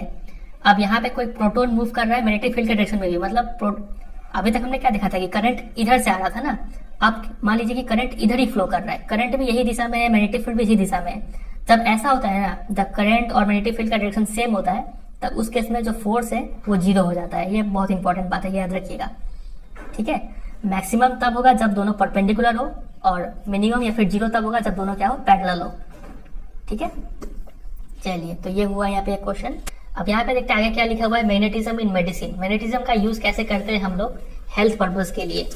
तो देखिए, आपको पता होगा कहीं कि हमारे शरीर में जो नर्व्स है, ठीक है, जो ब्रेन को मैसेज जाते हैं, वो जाते हैं इन the form of electric impulse. ठीक है, कुछ आयंस हमारे मैसेज को कैरी करते हैं ब्रेन की तरफ। तो ये छोटे छोटे जो आयंस होते हैं ना, ये आयंस भी हल्का सा मैग्नेटिक फील्ड प्रोड्यूस करते हैं। भले ही इनका मैग्नेटिक फील्ड क्या होता है, वेरी वीक होता है, लेकिन थोड़ा तो थोड़ा मैग्नेटिक फील्ड ये लोग प्रोड्यूस करते ही है। और सबसे ज्यादा मैग्नेटिक फील्ड आपका जो हार्ट है और ब्रेन है, यहाँ पे सबसे ज्यादा मैग्नेटिक फील्ड प्रोड्यूस होता है। और यही टेक्निक को यूज करके जो है MRI, ठीक है, मैग्नेटिक रेजोनेंस इमेजिंग, ये टेक्निक को फॉलो किया जाता है, और इससे हमारे बॉडी के डिफरेंट डिफरेंट जो पार्ट्स है उसके इमेज को ऑब्टेन किया जाता है। ठीक है, तो यहाँ पे इसका यूज बताया गया है। कुछ एग्जामिनेशन पॉइंट ऑफ व्यू से कोई इंपॉर्टेंट नहीं है ये, बस आप इसे ध्यान रखिएगा ये बात।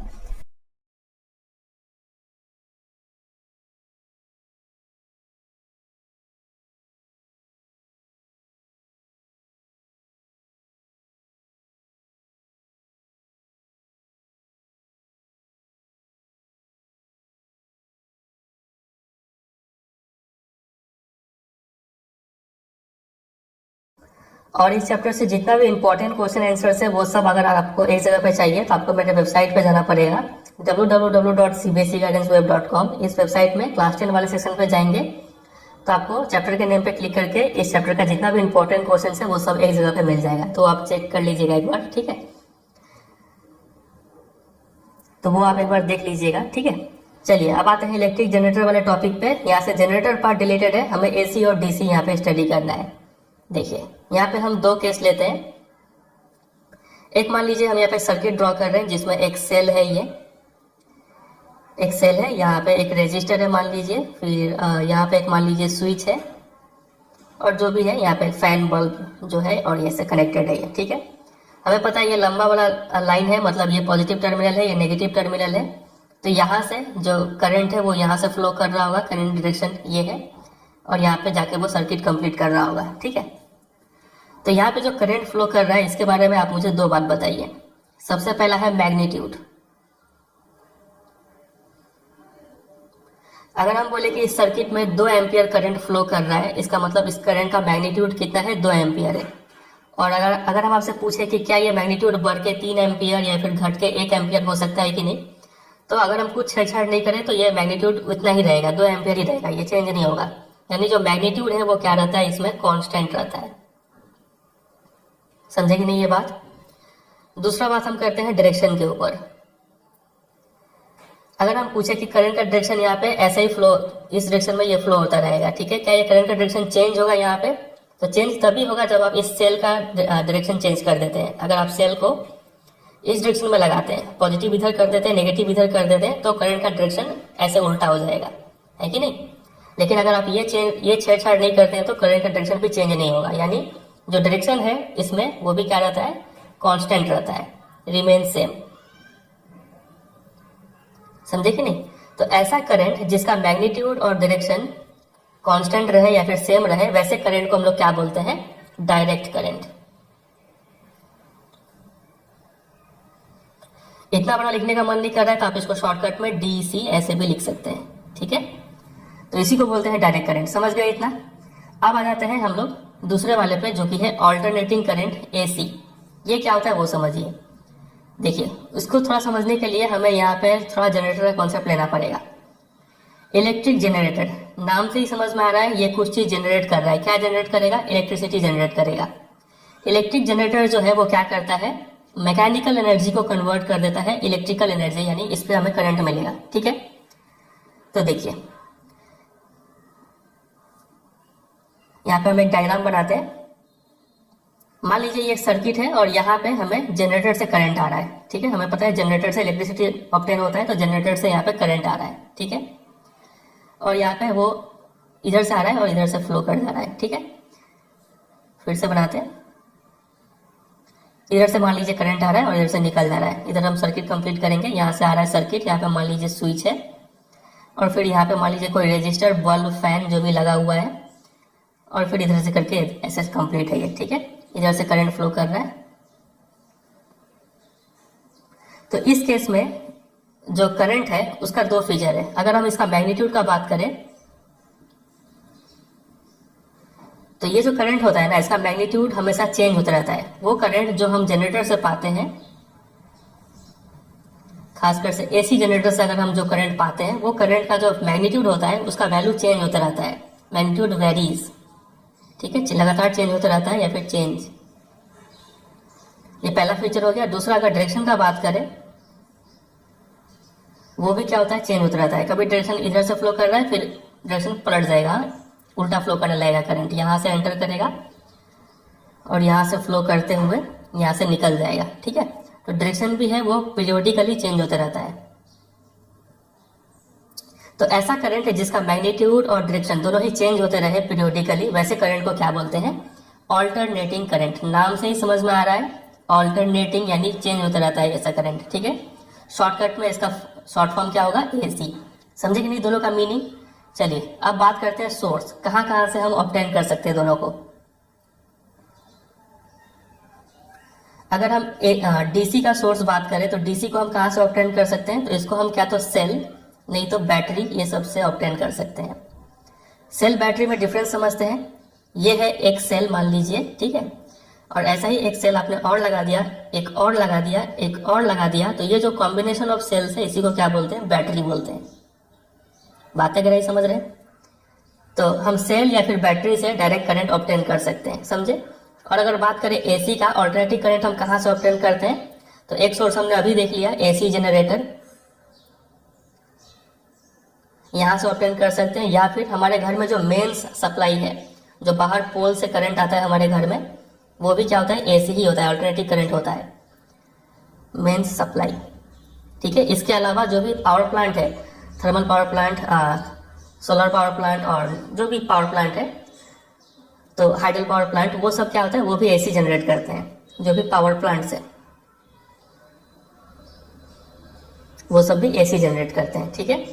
चलिए, तो ये दोनों का जो सोर्सेस है वो याद रखेंगे, समझे कि नहीं। तो इतना आप लिख लीजिए। अभी हम आपको लिखवाते हैं। सबसे पहले आप DC का डेफिनेशन लिखिए कि a current of constant magnitude and unique direction is called DC। समझ गए। और इसका सोर्स लिख लीजिए, a battery is a DC source, ठीक है।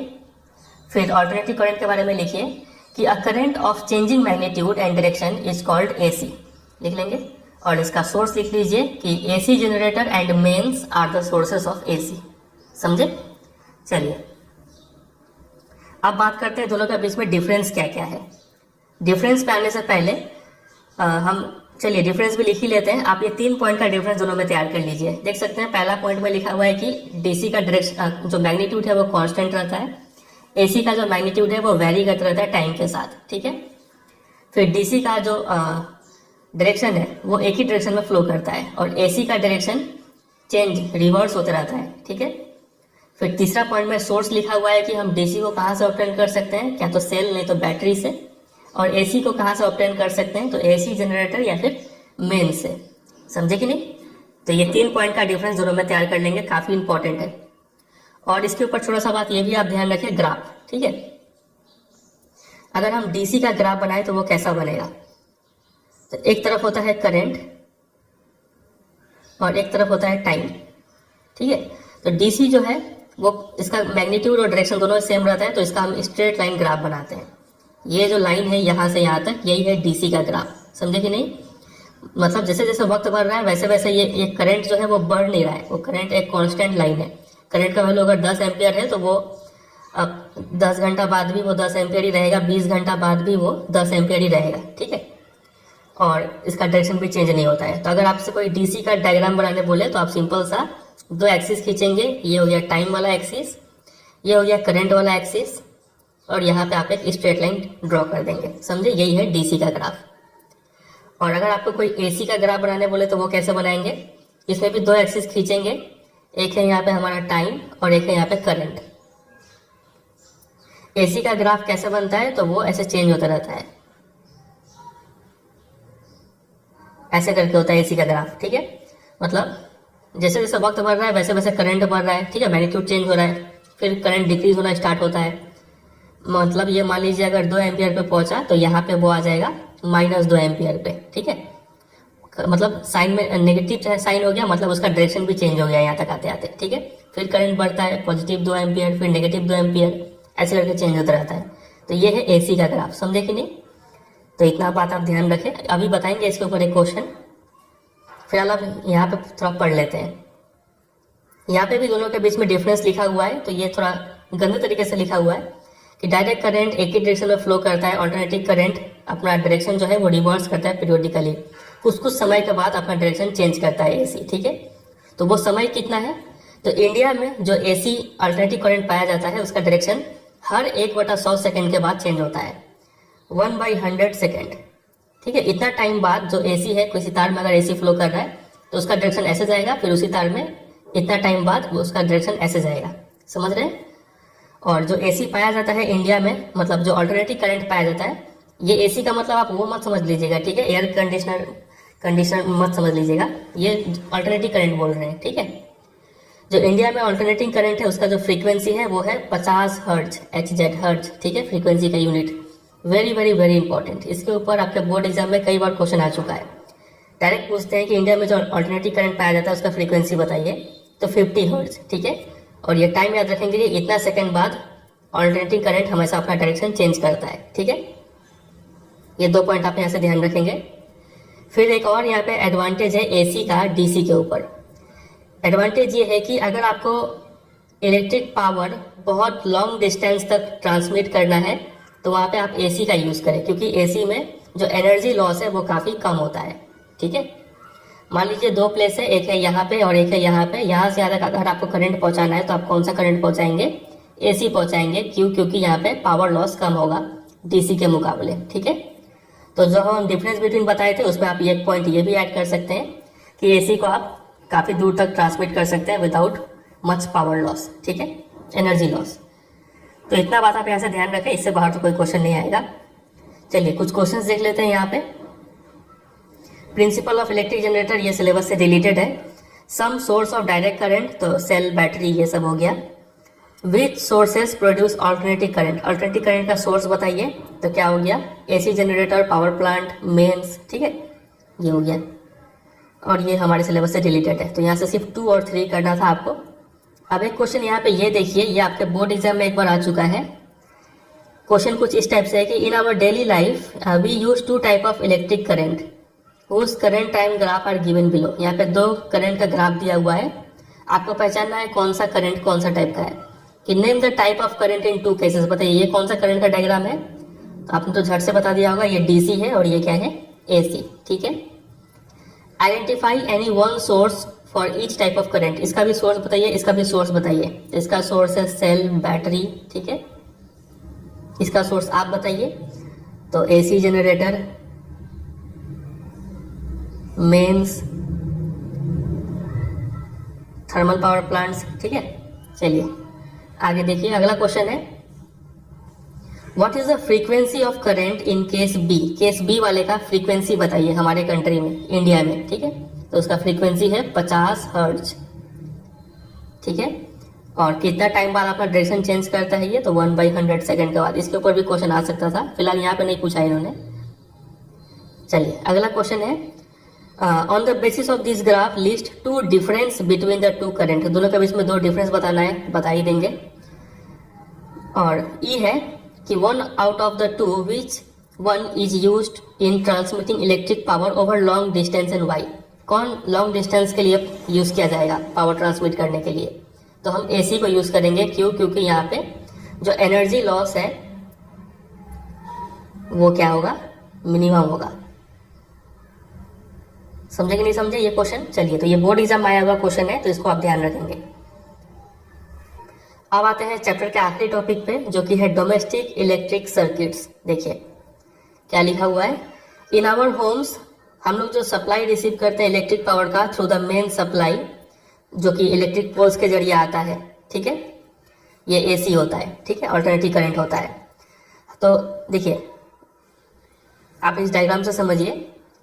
सबसे पहले तो यहाँ पे electric board fuse, electric board का तरफ से जो है पावर हमारे घर तक लाया गया है, ठीक है। बीच में यहाँ पे बहुत सारे पोल्स होंगे रास्ते में, तो उन सब से गुजर के वो जो दो तार है हमारे घर में आते हैं।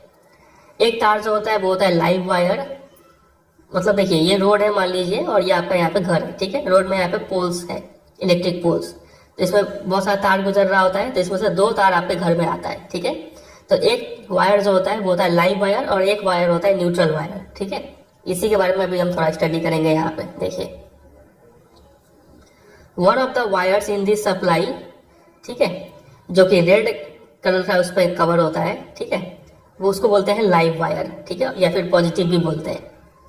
और दूसरा वायर जो होता है जो इसमें ब्लैक कलर का कवर होता है, उसको बोलते हैं न्यूट्रल वायर, ठीक है। इसको आप छुएंगे तो आपको करंट नहीं मारेगा, लेकिन इसको छुएंगे तो आपको अच्छा झटका लग जाएगा, इसको नेगेटिव भी बोलते हैं। तो इन दोनों तार के बीच में जो पोटेंशियल डिफरेंस है वो है 220 वोल्ट का हमारे कंट्री में, ठीक है। इसको आप रट लेंगे, इसके ऊपर भी क्वेश्चन आता है कि लाइव वायर और न्यूट्रल वायर में पोटेंशियल डिफरेंस कितना होता है, वेरी इंपॉर्टेंट, तो 220 वोल्ट। चलिए फिर इसके बाद क्या होता है, दोनों तार हमारे घर में आया, उसके बाद वो सीधा आएगा मीटर बोर्ड में, ठीक है। These wires pass into the electricity meter through the main fuse, fuse से गुजर के ये मीटर तक जाएंगे। फिर through the main switch they are connected to the line wires in the house. देखिए यहाँ पे डायग्राम से समझिए, स्कीमेटिक डायग्राम से। सबसे पहले ये मीटर तक पहुंच गया। अब मीटर से निकलने के बाद ये जो दोनों वायर है वो किस में आते हैं, डिस्ट्रीब्यूशन बॉक्स में आते हैं। इस डिस्ट्रीब्यूशन बॉक्स में दो चीज़ है, एक है मेन स्विच, अगर आप यहाँ पे एक स्विच होता है उसको बंद कर देंगे तो पूरे घर का बिजली कट जाएगा, और ऑन करेंगे तो पूरे घर में बिजली आ जाएगा, ठीक है। एक तो हो गया मेन स्विच, और दूसरा है फ्यूज। फ्यूज के बारे में अभी थोड़ा स्टडी करेंगे। ये दो चीज इस डिस्ट्रीब्यूशन बॉक्स में होता है, ठीक है। फिर घर में जितना भी सर्किट है, ये यहाँ पे 3 सर्किट दिखाया हुआ है, वो तीनों यहाँ पे आके कनेक्ट होते हैं, समझे। और ये जो लाइव वायर है रेड कलर का, ये जो न्यूट्रल वायर है ब्लैक कलर का, दोनों के बीच में पोटेंशियल डिफरेंस कितना है, 220 वोल्ट। तो ये यहाँ तक डायग्राम समझ गए। अब आगे स्टडी करते हैं। देखिए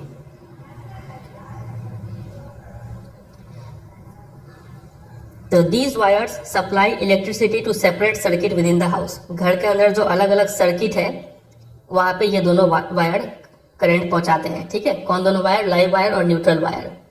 अब घर के अंदर यूजुअली 2 टाइप के सर्किट पाए जाते हैं, ठीक है। एक होता है 15 एम्पियर करंट वाला सर्किट, और एक होता है 5 एम्पियर करंट वाला सर्किट। इस ज़्यादा करंट वाले सर्किट में हम लोग जो भारी अप्लायंसेस है जिसका पावर रेटिंग ज़्यादा होता है, जैसे कि गीजर हो गया, एयर कूलर हो गया, ये सबको कनेक्ट करते हैं। और जो घर के छोटे मोटे जो इंस्ट्रूमेंट हो गए, जैसे कि बल्ब, फैन, ठीक है, इन सबको हम 5 एम्पियर करंट वाले सर्किट में कनेक्ट करते हैं। बस इतना बात आप इसमें ध्यान रखिएगा, और कुछ नहीं है। फिर एक और वायर होता है जिसको बोलते हैं अर्थ वायर। इस पे ग्रीन कलर का इंसुलेशन कवर होता है, ठीक है। ये वायर जो है ना, इसको हम लोग यूजुअली घर के अंदर एक गड्ढा खोलते हैं, अर्थ मतलब गड्ढा खोलते हैं, ठीक है, और उसमें एक मेटल प्लेट रख देते हैं और उसको इसी से जोड़ देते हैं, इस वायर को। इससे फायदा क्या होता है, देखिए ये एक सेफ्टी मेजर है, specially for those appliances that have a metallic body. ऐसे अप्लायंसेज जिसका जो कवर होता है वो मेटेलिक होता है, जैसे कि जो इलेक्ट्रिक प्रेस हो गया, जिससे आप कपड़ा आयरन करते हैं, टोस्टर हो गया, टेबल फैन हो गया, ये सब आयरन के बने, मेटल के बने हुए होते हैं, ठीक है। तो कभी कभी क्या होता है कि तार अगर इधर उधर छू दिया तो पूरे आयरन पे बिजली करंट आ जाता है, ठीक है, या फिर पूरे फैन पे करंट आ जाता है। तो ऐसे केस में जो एक्स्ट्रा करंट इस मेटेलिक बॉडी पे जो आ गया है, वो इस अर्थ वायर के जरिए कहाँ पे चला जाता है, धरती में चला जाता है, समझे कि नहीं, एक्स्ट्रा बिजली, और आप इलेक्ट्रिक शॉक से बच जाते हैं, समझे कि नहीं। वो यहाँ पे लिखा है, देखिए कि द मेटेलिक बॉडी, जो अप्लायंस है, अप्लायंस का जो मेटेलिक बॉडी है उसको अर्थ वायर से कनेक्ट करते हैं। ये अर्थ वायर का एक फीचर होता है कि ये काफ़ी लो रेजिस्टेंस वाला वायर होता है, ठीक है, ताकि जो एक्स्ट्रा करंट है वो इजीली इस अर्थ वायर के जरिए कहाँ पे चला जाए, अर्थ में चला जाए, ठीक है। तो thus it ensures that any leakage of current to the metallic body of the appliances keeps its potential to that of the earth. अगर कभी करंट का लीकेज हो गया और ज़्यादा करंट आ गया मेटेलिक बॉडी में, होना क्या चाहिए कि आप अगर किसी फैन को छू रहे हैं तो आपको करंट नहीं लगना चाहिए, और मान लीजिए कभी करंट लग रहा है फैन छूने से, मतलब करंट कभी वहाँ पे क्या हुआ है, करंट का लीकेज हुआ है, ठीक है। तो इस एक्स्ट्रा लीकेज को अगर आप उसमें अर्थिंग कराया हुआ है तो वो अर्थिंग वायर जो है वो बिजली को कहाँ पे डाल देगा, अर्थ में डाल देगा, और आपको शॉक लगने से बच जाएंगे, ठीक है। क्योंकि क्या होता है, ये अर्थ वायर क्या करता है, keeps its potential to that of the earth. Earth का धरती का जितना पोटेंशियल है, पोटेंशियल, ठीक है, डिफरेंस उतना पे ही इस फैन का पोटेंशियल कर देता है, ठीक है। मतलब आप धरती को छुएंगे तो करंट लगेगा क्या, नहीं लगेगा। तो वैसे आपको करंट को भी, फैन को भी छुएंगे तो करंट नहीं लगेगा, ठीक है। User may not get a severe electric shock, समझे कि नहीं। तो जितना हम अंडरलाइन किए हैं अर्थ वायर के बारे में उतना आप तैयार कर लेंगे। सबसे पहला बात, अर्थ वायर क्या है, ये एक सेफ्टी मेजर है, ठीक है, ये एक सेफ्टी मेजर है, ये लाइन याद करेंगे, इसको अंडरलाइन कर लेंगे। इसको खासकर से यूज किस लिए किया जाता है, ऐसे अप्लायंस जिसमें मेटेलिक बॉडी हो उसके लिए यूज किया जाता है। कभी कभी जब करंट का लीकेज होता है तो ये क्या करता है, low resistance conducting path provide करता है करंट के लिए। वो करंट इस वायर के थ्रू कहाँ पे चला जाता है, अर्थ में चला जाता है, और अर्थ का पोटेंशियल और इस डिवाइस का पोटेंशियल सेम कर देता है, और यूजर जो है एक इलेक्ट्रिक शॉक से बच जाता है, समझे। इतना बात आप ध्यान रखेंगे यहाँ पे। अभी बताएंगे क्वेश्चन कैसा आएगा, अभी आप समझ के छोड़ दीजिए, आगे आ जाइए। तो यहाँ पे आप देख सकते हैं ये जो ग्रीन कलर का वायर दिखाया हुआ है यही है अर्थ वायर। सभी डिवाइस, यहाँ पे सॉकेट बनाया हुआ है, यहाँ पे आप चाहे तो फैन या फिर बल्ब या फिर कोई भी डिवाइस भी दिखा सकते हैं, ठीक है। तो सभी जो ऐसे डिवाइस, ऐसे अप्लायंसेस जिसका मेटेलिक बॉडी है वहाँ पे अर्थ वायर के थ्रू एक कनेक्शन प्रोवाइड किया हुआ है, ताकि इस पर अगर कभी करंट ज़्यादा हो गया तो इस वायर के थ्रू वो सब करंट धरती में चला जाए, समझे। तो ये डायग्राम बहुत इंपॉर्टेंट है, इसके ऊपर एक क्वेश्चन आता है। पहले हम यहाँ पे थोड़ा पढ़ लेते हैं क्या क्या लिखा हुआ है, उसके बाद क्वेश्चन पे आते हैं। Each appliance has a separate switch to on and off the flow of current through it. हर एक अप्लायंस का अपना यहाँ पे स्विच होता है ताकि इसको स्विच ऑन स्विच ऑफ कर पाए, वो तो मालूम ही है। और ये इंश्योर करने के लिए कि हर एक अप्लायंस को, इसको भी और इसको भी बराबर करंट मिले, इक्वल पोटेंशियल डिफरेंस मिले, ठीक है। तो उसके लिए हम क्या करते हैं कि सबको कैसे कनेक्ट करते हैं, पैरेलल में कनेक्ट करते हैं, वेरी इंपॉर्टेंट, ठीक है। और कभी अगर ये बल्ब खराब हो भी गया तो ऐसा नहीं हो कि ये दोनों भी खराब हो जाए, ये दोनों चलता रहेगा। तो ये सब पॉसिबल हो पाएगा बिकॉज ऑफ पैरेलल कनेक्शन ही, ठीक है। चलिए आप देख लेते हैं क्वेश्चन। इसके ऊपर एक क्वेश्चन बहुत अच्छा आता है, आपसे डायरेक्ट इसके ऊपर क्वेश्चन पूछेंगे कि draw a schematic level diagram of a domestic circuit which has a provision of a main fuse, meter, one light bulb, switch socket and a fan. आपको एक स्कीमेटिक डायग्राम बनाना है डोमेस्टिक सर्किट का, तो ये पूरा diagram आप बना देंगे। थोड़ा सा चेंज करना है इसमें, क्योंकि आपको क्वेश्चन में बोला है आपको एक लाइट बल्ब, स्विच सॉकेट और फैन दिखाना है। इसमें तो तीनों में ही स्विच सॉकेट दिखा दिया है इन्होंने, तो एक स्विच सॉकेट आप इसको रहने दीजिए। इसके जगह पे आप क्या बना देंगे, एक बल्ब बना दीजिएगा यहाँ पे, ठीक है। ये स्ट्रक्चर हटा के आप यहाँ पे ऐसे करके एक बल्ब बना दीजिएगा, ठीक है। और एक आपको फैन बनाना है, ये हटा के आप यहाँ पे एक फैन बना दीजिएगा, ऐसे करके 3 ब्लेड दिखा दीजिए, 3-4 ब्लेड, वो फैन हो जाएगा, ठीक है। बाकी ये पूरा डायग्राम सेम टू सेम आपको बना देना है, समझे, बहुत इंपॉर्टेंट है ये डायग्राम। चलिए, और एग्जाम में आप सोचेंगे कि इसको रेड ग्रीन कैसे करें, तो उतना करने का जरूरत नहीं है, आप सिर्फ यहाँ पे मेंशन कर देंगे, उतना भी काफ़ी होगा, ठीक है। चलिए अब हम स्टडी करते हैं थोड़ा इस फ्यूज के बारे में। ये फ्यूज के बारे में हमने लास्ट चैप्टर यानी चैप्टर नंबर 12 में भी स्टडी किया था, इलेक्ट्रिसिटी वाले चैप्टर में। इलेक्ट्रिक फ्यूज एक इंपॉर्टेंट कंपोनेंट होता है सभी डोमेस्टिक सर्किट का। ये क्या होता है कि इसमें एक ऐसा वायर होता है जो हल्का सा भी करंट ज़्यादा हुआ तो ये वायर पिघल के टूट जाता है और करंट बंद हो जाता है वहाँ पे, ठीक है। तो यहाँ पे लिखा है कि a fuse in a circuit prevents damage to appliances and the circuit due to overloading. जब कभी ओवरलोडिंग हो जाए, ओवरलोडिंग मतलब क्या होता है, कि करंट का डिमांड ज़्यादा हो जाए, सप्लाई कम हो जाए, ठीक है, तब क्या होता है कि ये फ्यूज़ जो है डैमेज प्रिवेंट करता है। मान लीजिए एक ऐसा आपके घर में सर्किट है जिसमें सिर्फ 5 एम्पियर करंट ही फ्लो कर सकता है, लेकिन आप उसमें ऐसा बल्ब लगा दिए जिसको चाहिए 9 एम्पियर करंट, ठीक है, तो यहाँ पे क्या हो जाएगा, ओवरलोडिंग हो जाएगा। तो इस केस में ये सर्किट डैमेज हो सकता है। तो इस डैमेज को प्रिवेंट करने के लिए हम यहाँ पे क्या लगाते हैं, फ्यूज लगाते हैं। फ्यूज जैसे ही महसूस करेगा कि करंट ज़्यादा हो रहा है तो फ्यूज का जो वायर है वो टूट जाएगा और बिजली कट जाएगा और ये बल्ब भी बच जाएगा, सर्किट भी बच जाएगा। आपको सिर्फ क्या करना होगा, एक नया फ्यूज लेकर लगा देना है, ठीक है, और दूसरा बल्ब लगाना है जो इतना इससे कम एम्पियर का करंट ले। तो देखिए ओवरलोडिंग किस किस कारण से होता है। तो ओवरलोडिंग तब होता है जब लाइव वायर और न्यूट्रल वायर एक दूसरे के कांटेक्ट में आ जाए। जब ये जो दोनों तार हैं, लाइव वायर और न्यूट्रल वायर, कभी कहीं अगर कांटेक्ट में आ गया तो ओवरलोडिंग हो जाता है, ठीक है। अब कांटेक्ट में कैसे आएंगे, कभी कभी जो वायर का इंसुलेशन है, ऊपर का जो प्लास्टिक का कवर होता है वो अगर डैमेज हो जाए या फिर कोई अप्लायंस में फॉल्ट रहे, ठीक है, तब ये दोनों कांटेक्ट में आ जाते हैं, तब ओवरलोडिंग होता है। इसके अलावा ओवरलोडिंग होने का और भी 2 रीजन है। कभी कभी क्या होता है कि एक्सीडेंटली इस हाइक हो जाए सप्लाई वोल्टेज में, बाहर से ही कोई बहुत ज़्यादा करंट आ जाएगा घर में, तो तभी भी ओवरलोडिंग हो जाता है। और कभी कभी क्या होता है कि आप एक ही सॉकेट में बहुत ज़्यादा अप्लायंसेस यूज़ कर रहे हैं, तो अब भी क्या होता है, ओवरलोडिंग हो सकता है। तो ओवरलोडिंग का हमने 3 रीजन जाना, एक है ये रेड सन लाइन, ये दूसरा रेड सन लाइन, ये तीसरा, 3 पॉइंट आप याद रखेंगे, ठीक है। और जब ओवरलोडिंग होता है ना, तब क्या होता है कि जो सर्किट है उसमें करंट बहुत ही ज़्यादा बढ़ जाता है। तो जब सर्किट में करंट बहुत ज़्यादा इंक्रीज हो जाए तो उस सिचुएशन को बोलते हैं शॉर्ट सर्किटिंग, ठीक है। मतलब करंट को सबसे छोटा जो रास्ता सर्किट मिले वो उसी के थ्रू फ्लो कर जाता है, भले ही आग लगे या फिर किसी को बिजली लगे, ठीक है। चलिए, तो ये भी आप याद रखिएगा कि शॉर्ट सर्किट के दौरान क्या होता है, करंट बहुत ज़्यादा इंक्रीज हो जाता है, ठीक है। इसके ऊपर अभी एक क्वेश्चन पूछेंगे आपसे। तो इलेक्ट्रिक फ्यूज का फायदा यही है कि जब कभी हाई इलेक्ट्रिक करंट फ्लो करता है तो वो उसको स्टॉप कर लेता है, ठीक है। स्टॉप कैसे करता है, तो यहाँ पे वो जूल्स लॉ ऑफ हीटिंग का यूज करता है। हमें पता है कि जब किसी वायर से करंट फ्लो करता है तो वो वायर में हीटिंग इफेक्ट डेवलप होता है कि नहीं। तो वो हीट होने की वजह से वो फ्यूज मेल्ट हो जाता है, पिघल के टूट जाता है, और जिससे कि करंट बंद हो जाता है, ठीक है। बस इतना ही चीज आपको ऐसे तैयार करना था। कुछ क्वेश्चन आपसे पूछते हैं तो आपको और क्लियर होगा। यहाँ पे एक क्वेश्चन आपसे पूछा जाएगा कि which effect of electric current is utilised in the working of an electric fuse. Electric fuse में कौन सा इफेक्ट का यूज होता है, तो यहाँ पे यूज होता है heating effect of electric current, ठीक है। फिर दूसरा क्वेश्चन ऐसे पूछेंगे कि a fuse is connected in series और in parallel in household circuit. Fuse को कैसे कनेक्ट करते हैं, सीरीज में या फिर पैरेलल। तो ये हम लास्ट चैप्टर में पढ़े थे, इलेक्ट्रिसिटी वाले चैप्टर में, कि फ्यूज को हमेशा सीरीज में कनेक्ट करते हैं, ठीक है। तो इसका आंसर हो जाएगा सीरीज। तो ये प्रिपेयर करेंगे, ये डायग्राम प्रिपेयर करेंगे। यहाँ से कुछ क्वेश्चंस देख लेते हैं।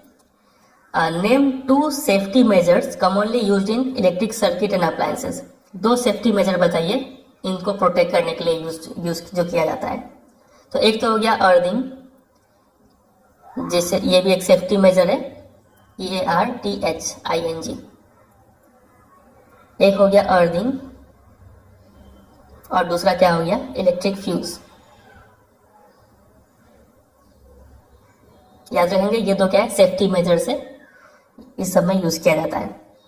दूसरा क्वेश्चन एक न्यूमेरिकल है, क्वेश्चन नंबर 2। लिखा है कि एक इलेक्ट्रिक ओवन है जिसका इतना पावर रेटिंग है, मतलब पावर जो है वो कितना है, 2 किलोवाट, किलो यानी 2000, ठीक है, watt. Is operated in a domestic electric circuit. ये डोमेस्टिक इलेक्ट्रिक सर्किट है, इसका मतलब हम यहाँ पे समझ गए कि यहाँ पे पोटेंशियल डिफरेंस जो है V वो 220 वोल्ट होगा। यहाँ पे इन लोगों ने लिख के बता भी दिया ब्रैकेट में, लेकिन कभी कभी अगर नहीं बताए तो आप इतना पढ़ के ही समझ जाएंगे कि लाइव वायर और न्यूट्रल वायर में कितना पोटेंशियल डिफरेंस होता है, 220 वोल्ट का, ठीक है। और इसमें करंट रेटिंग है 5 एम्पियर। ये जो सर्किट है इसमें करंट 5 एम्पियर ही फ्लो करेगा, इतना मतलब लिमिट है फ्लो करने का, ठीक है। What result do you expect. तो देखते हैं ये जो आप इलेक्ट्रिक ओवन है ये कितना करंट लेना चाहेगा, ठीक है। हमें पता है P = VI होता है। तो यहाँ से अगर हम I निकालना चाहें तो होगा P/V, यानी पावर है 2000 वाट बाई V है 220 वोल्ट। इसको जब आप डिवाइड करेंगे तो आपको मिलेगा 9.09 एम्पियर। मतलब ये जो इलेक्ट्रिक ओवन है इसको कितना करंट चाहिए अच्छा से काम करने के लिए, तो 9.09 एम्पियर करंट चाहिए। लेकिन ये जो सर्किट है इसमें कितना करंट फ्लो कर सकता है, मैक्सिमम 5 एम्पियर करंट ही फ्लो कर सकता है। ठीक है, तो क्या आप देखेंगे, हम ये देखेंगे कि अगर इस सर्किट में फ्यूज लगा हुआ है तो सबसे पहले तो फ्यूज वायर मेल्ट होके ब्रेक हो जाएगा, मेल्ट होके ब्रेक हो जाएगा, मतलब सर्किट बच जाएगा। ठीक है, तो यही होगा इसका आंसर, और क्या होगा। चलिए अगला क्वेश्चन है कि what precaution should be taken to avoid the overloading of domestic circuit. Overloading से बचने के लिए आप क्या क्या प्रिकॉशन लेंगे। तो ओवरलोडिंग होता क्यों है, जब हम एक ही सॉकेट में बहुत सारा डिवाइस अप्लायंस कनेक्ट करें तो पहला प्रिकॉशन तो ये हो गया कि too many connection of too many appliances to a single socket should be avoided, ये हो गया पहला। दूसरा एडवाइस आप ये दे सकते हैं कि फॉल्टी अप्लायंसेस को यूज करने से बचा जाना चाहिए।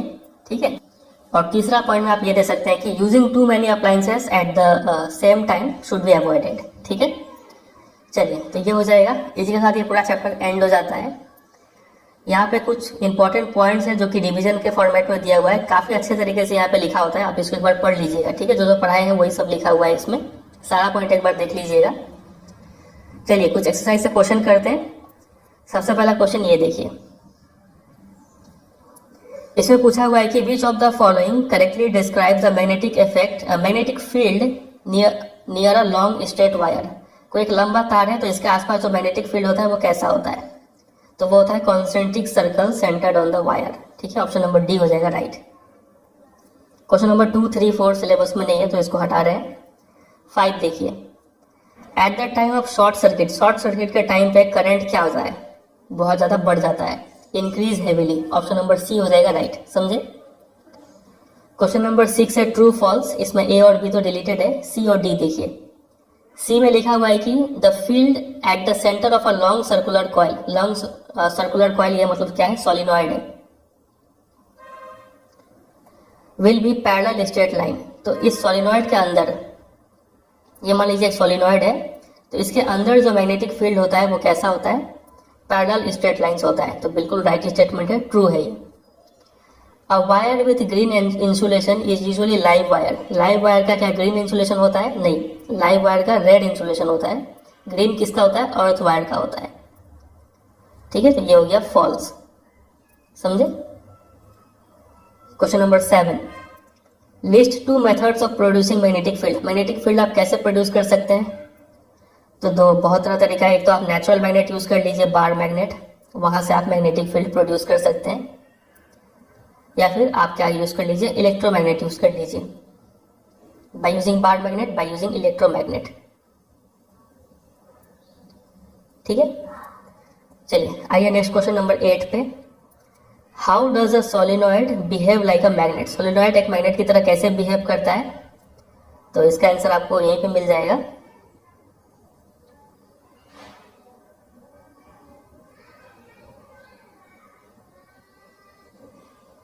तो सारा पॉइंट आप लिख देंगे सोलिनॉइड के बारे में। सोलिनॉइड होता क्या है, एक ऐसा कॉइल जिसमें बहुत सारा सर्कुलर टर्न्स हो, इंसुलेटेड कॉपर वायर का, ठीक है, in the shape of cylinder, इसको सोलिनॉइड कहते हैं। सोलिनॉइड का जो मैग्नेटिक फील्ड लाइंस होता है वो ठीक है बार मैग्नेट के मैग्नेटिक फील्ड लाइंस की तरह होता है। ठीक है, आप इसको एक डायग्राम बना के भी एक्सप्लेन समझा देंगे, ये डायग्राम आप बना देंगे यहाँ पे। सोलिनॉइड का एक एंड जो है वो नॉर्थ पोल की तरह बिहेव करता है और दूसरा एंड साउथ पोल की तरह बिहेव करता है। ये 3 पॉइंट में आप उसका आंसर देंगे। ठीक है, फिर इसी क्वेश्चन में ऐड किया हुआ है कि can you determine the north and south pole of current carrying solenoid with the help of bar magnet. कोई एक सोलिनॉइड है, करंट कैरी कर रहा है, तो इस सोलिनॉइड का क्या आप नॉर्थ पोल और साउथ पोल बता पाएंगे एक बार मैग्नेट के हेल्प से, तो बिल्कुल बता पाएंगे। देखिए मान लीजिए ये एक सोलिनॉइड है, ठीक है, तो इसका कौन सा पोल नॉर्थ पोल है, कौन सा पोल साउथ पोल है, ये कैसे पता चलेगा। आपके पास एक बार मैग्नेट है, ये मान लीजिए बार मैग्नेट है, ये इसका नॉर्थ पोल है, ये इसका साउथ पोल है। इसको आप इस एंड की तरफ लाइए, अगर ये चिपक गया एक दूसरे को अट्रैक्ट कर लिया तो आप समझ जाइए कि ये नॉर्थ था, इसका मतलब ये क्या होगा, पक्का ये साउथ होगा। ठीक है, तभी अट्रैक्ट किया। और अगर ये रिपेल किया तो आप समझेंगे कि ये पोल जो है वो नॉर्थ पोल था। ठीक है, इसी तरीके से एक पता चल गया तो दूसरा ऑटोमेटिक पता चल जाएगा। ठीक है, चलिए क्वेश्चन नंबर 9 कि when is the force experienced bye a current carrying solenoid placed in a magnetic field largest. कोई एक करंट कैरिंग कंडक्टर है, उसको आप मैग्नेटिक फील्ड में रखते हैं तो उस पर फोर्स सबसे ज्यादा कब लगेगा, तो इसका आंसर आपको इसी बुक में मिल जाएगा। देखिए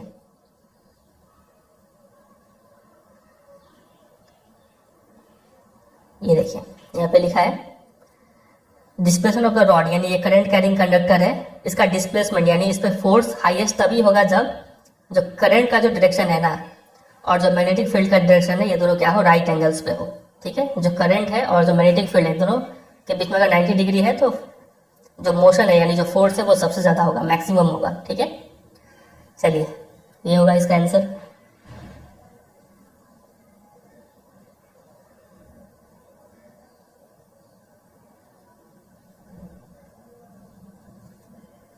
क्वेश्चन नंबर 10 बहुत ही अच्छा क्वेश्चन है ये।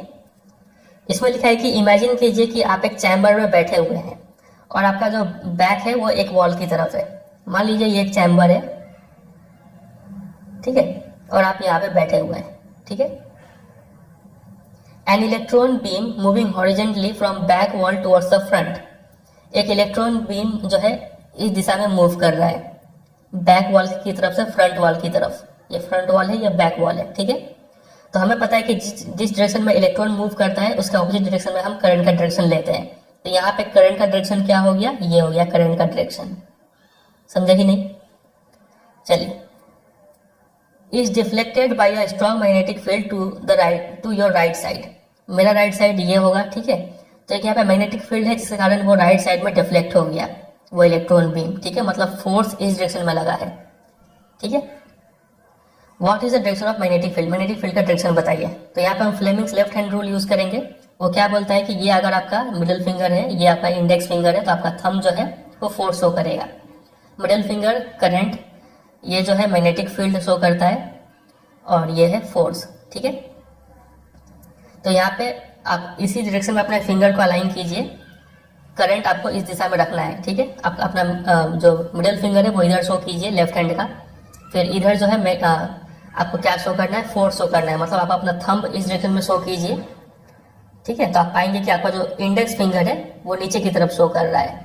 तो मतलब जो यहाँ पे मैग्नेटिक फील्ड है उसका डायरेक्शन क्या है, डाउनवर्ड्स। ठीक है, चलिए ये हो गया क्वेश्चन नंबर। ये सब जो है 11, 12, 13, 14, 15 सॉरी 15 में कुछ करना है, तो 11 से 14 तक ये हमें नहीं करना है। ठीक है, 15 में पूछा है कि state the rule to determine the direction of number 1 magnetic field produce around the straight conductor carrying current. कोई एक स्ट्रेट कंडक्टर है तो उसमें मैग्नेटिक फील्ड कौन से रूल से पता होता है, तो राइट हैंड थंब रूल। ठीक है, और force experience by a current carrying straight conductor placed in a magnetic field. Force का डायरेक्शन कैसे पता चलता है, तो Fleming's left hand rule use करते हैं यहाँ पे। ठीक है, क्वेश्चन नंबर 3 सिलेबस में नहीं है, इसका आंसर हो जाता है राइट हैंड रूल। ठीक है, क्वेश्चन नंबर 16 सिलेबस में नहीं है। 17 देखिए कि when does an electric short circuit occur. Short circuit कब होता है, तो इसके बारे में अभी डिटेल में पढ़े थे कि जब live wire neutral wire contact में आ जाए तब सर्किट में बहुत ज़्यादा करंट बढ़ जाता है, तब शॉर्ट सर्किट होता है। ठीक है, what is the function of earth wire और why is it necessary to earth metallic appliances. तो जितना हम अंडरलाइन किए थे वो वाला पार्ट आप पूरा इसमें लिख देंगे। ठीक है, अर्थ वायर के बारे में। तो इतना आप क्वेश्चन प्रिपेयर करें। इसके अलावा जो भी इंपॉर्टेंट क्वेश्चन है वो अगर आपको सब एक जगह पर चाहिए तो वेबसाइट पर जाके आपको मिल जाएगा। ठीक है, तो बस इतना ही था ये वीडियो। उम्मीद करते हैं आपको समझ में आया होगा। वीडियो अच्छा लगा तो जरूर एक लाइक कीजिए। कोई अगर मन में कंफ्यूजन या फिर डाउट रह गया है तो कमेंट करके भी आप पूछ सकते हैं, और फ्रेंड के साथ शेयर कर दीजिए। और अगर आप चैनल पर नए हैं तो इसको सब्सक्राइब भी कर सकते हैं। बाकी चैनल पे और भी वीडियोस है तो आप प्लेलिस्ट सेक्शन में जाके देख सकते हैं। अलग अलग सब्जेक्ट का वीडियो आपको मिल जाएगा। ठीक है, आपको उससे काफी हेल्प होगा, एक बार जरूर देखिएगा। चलिए मिलते हैं बहुत जल्द किसी और वीडियो में, तब तक के लिए bye bye and take care.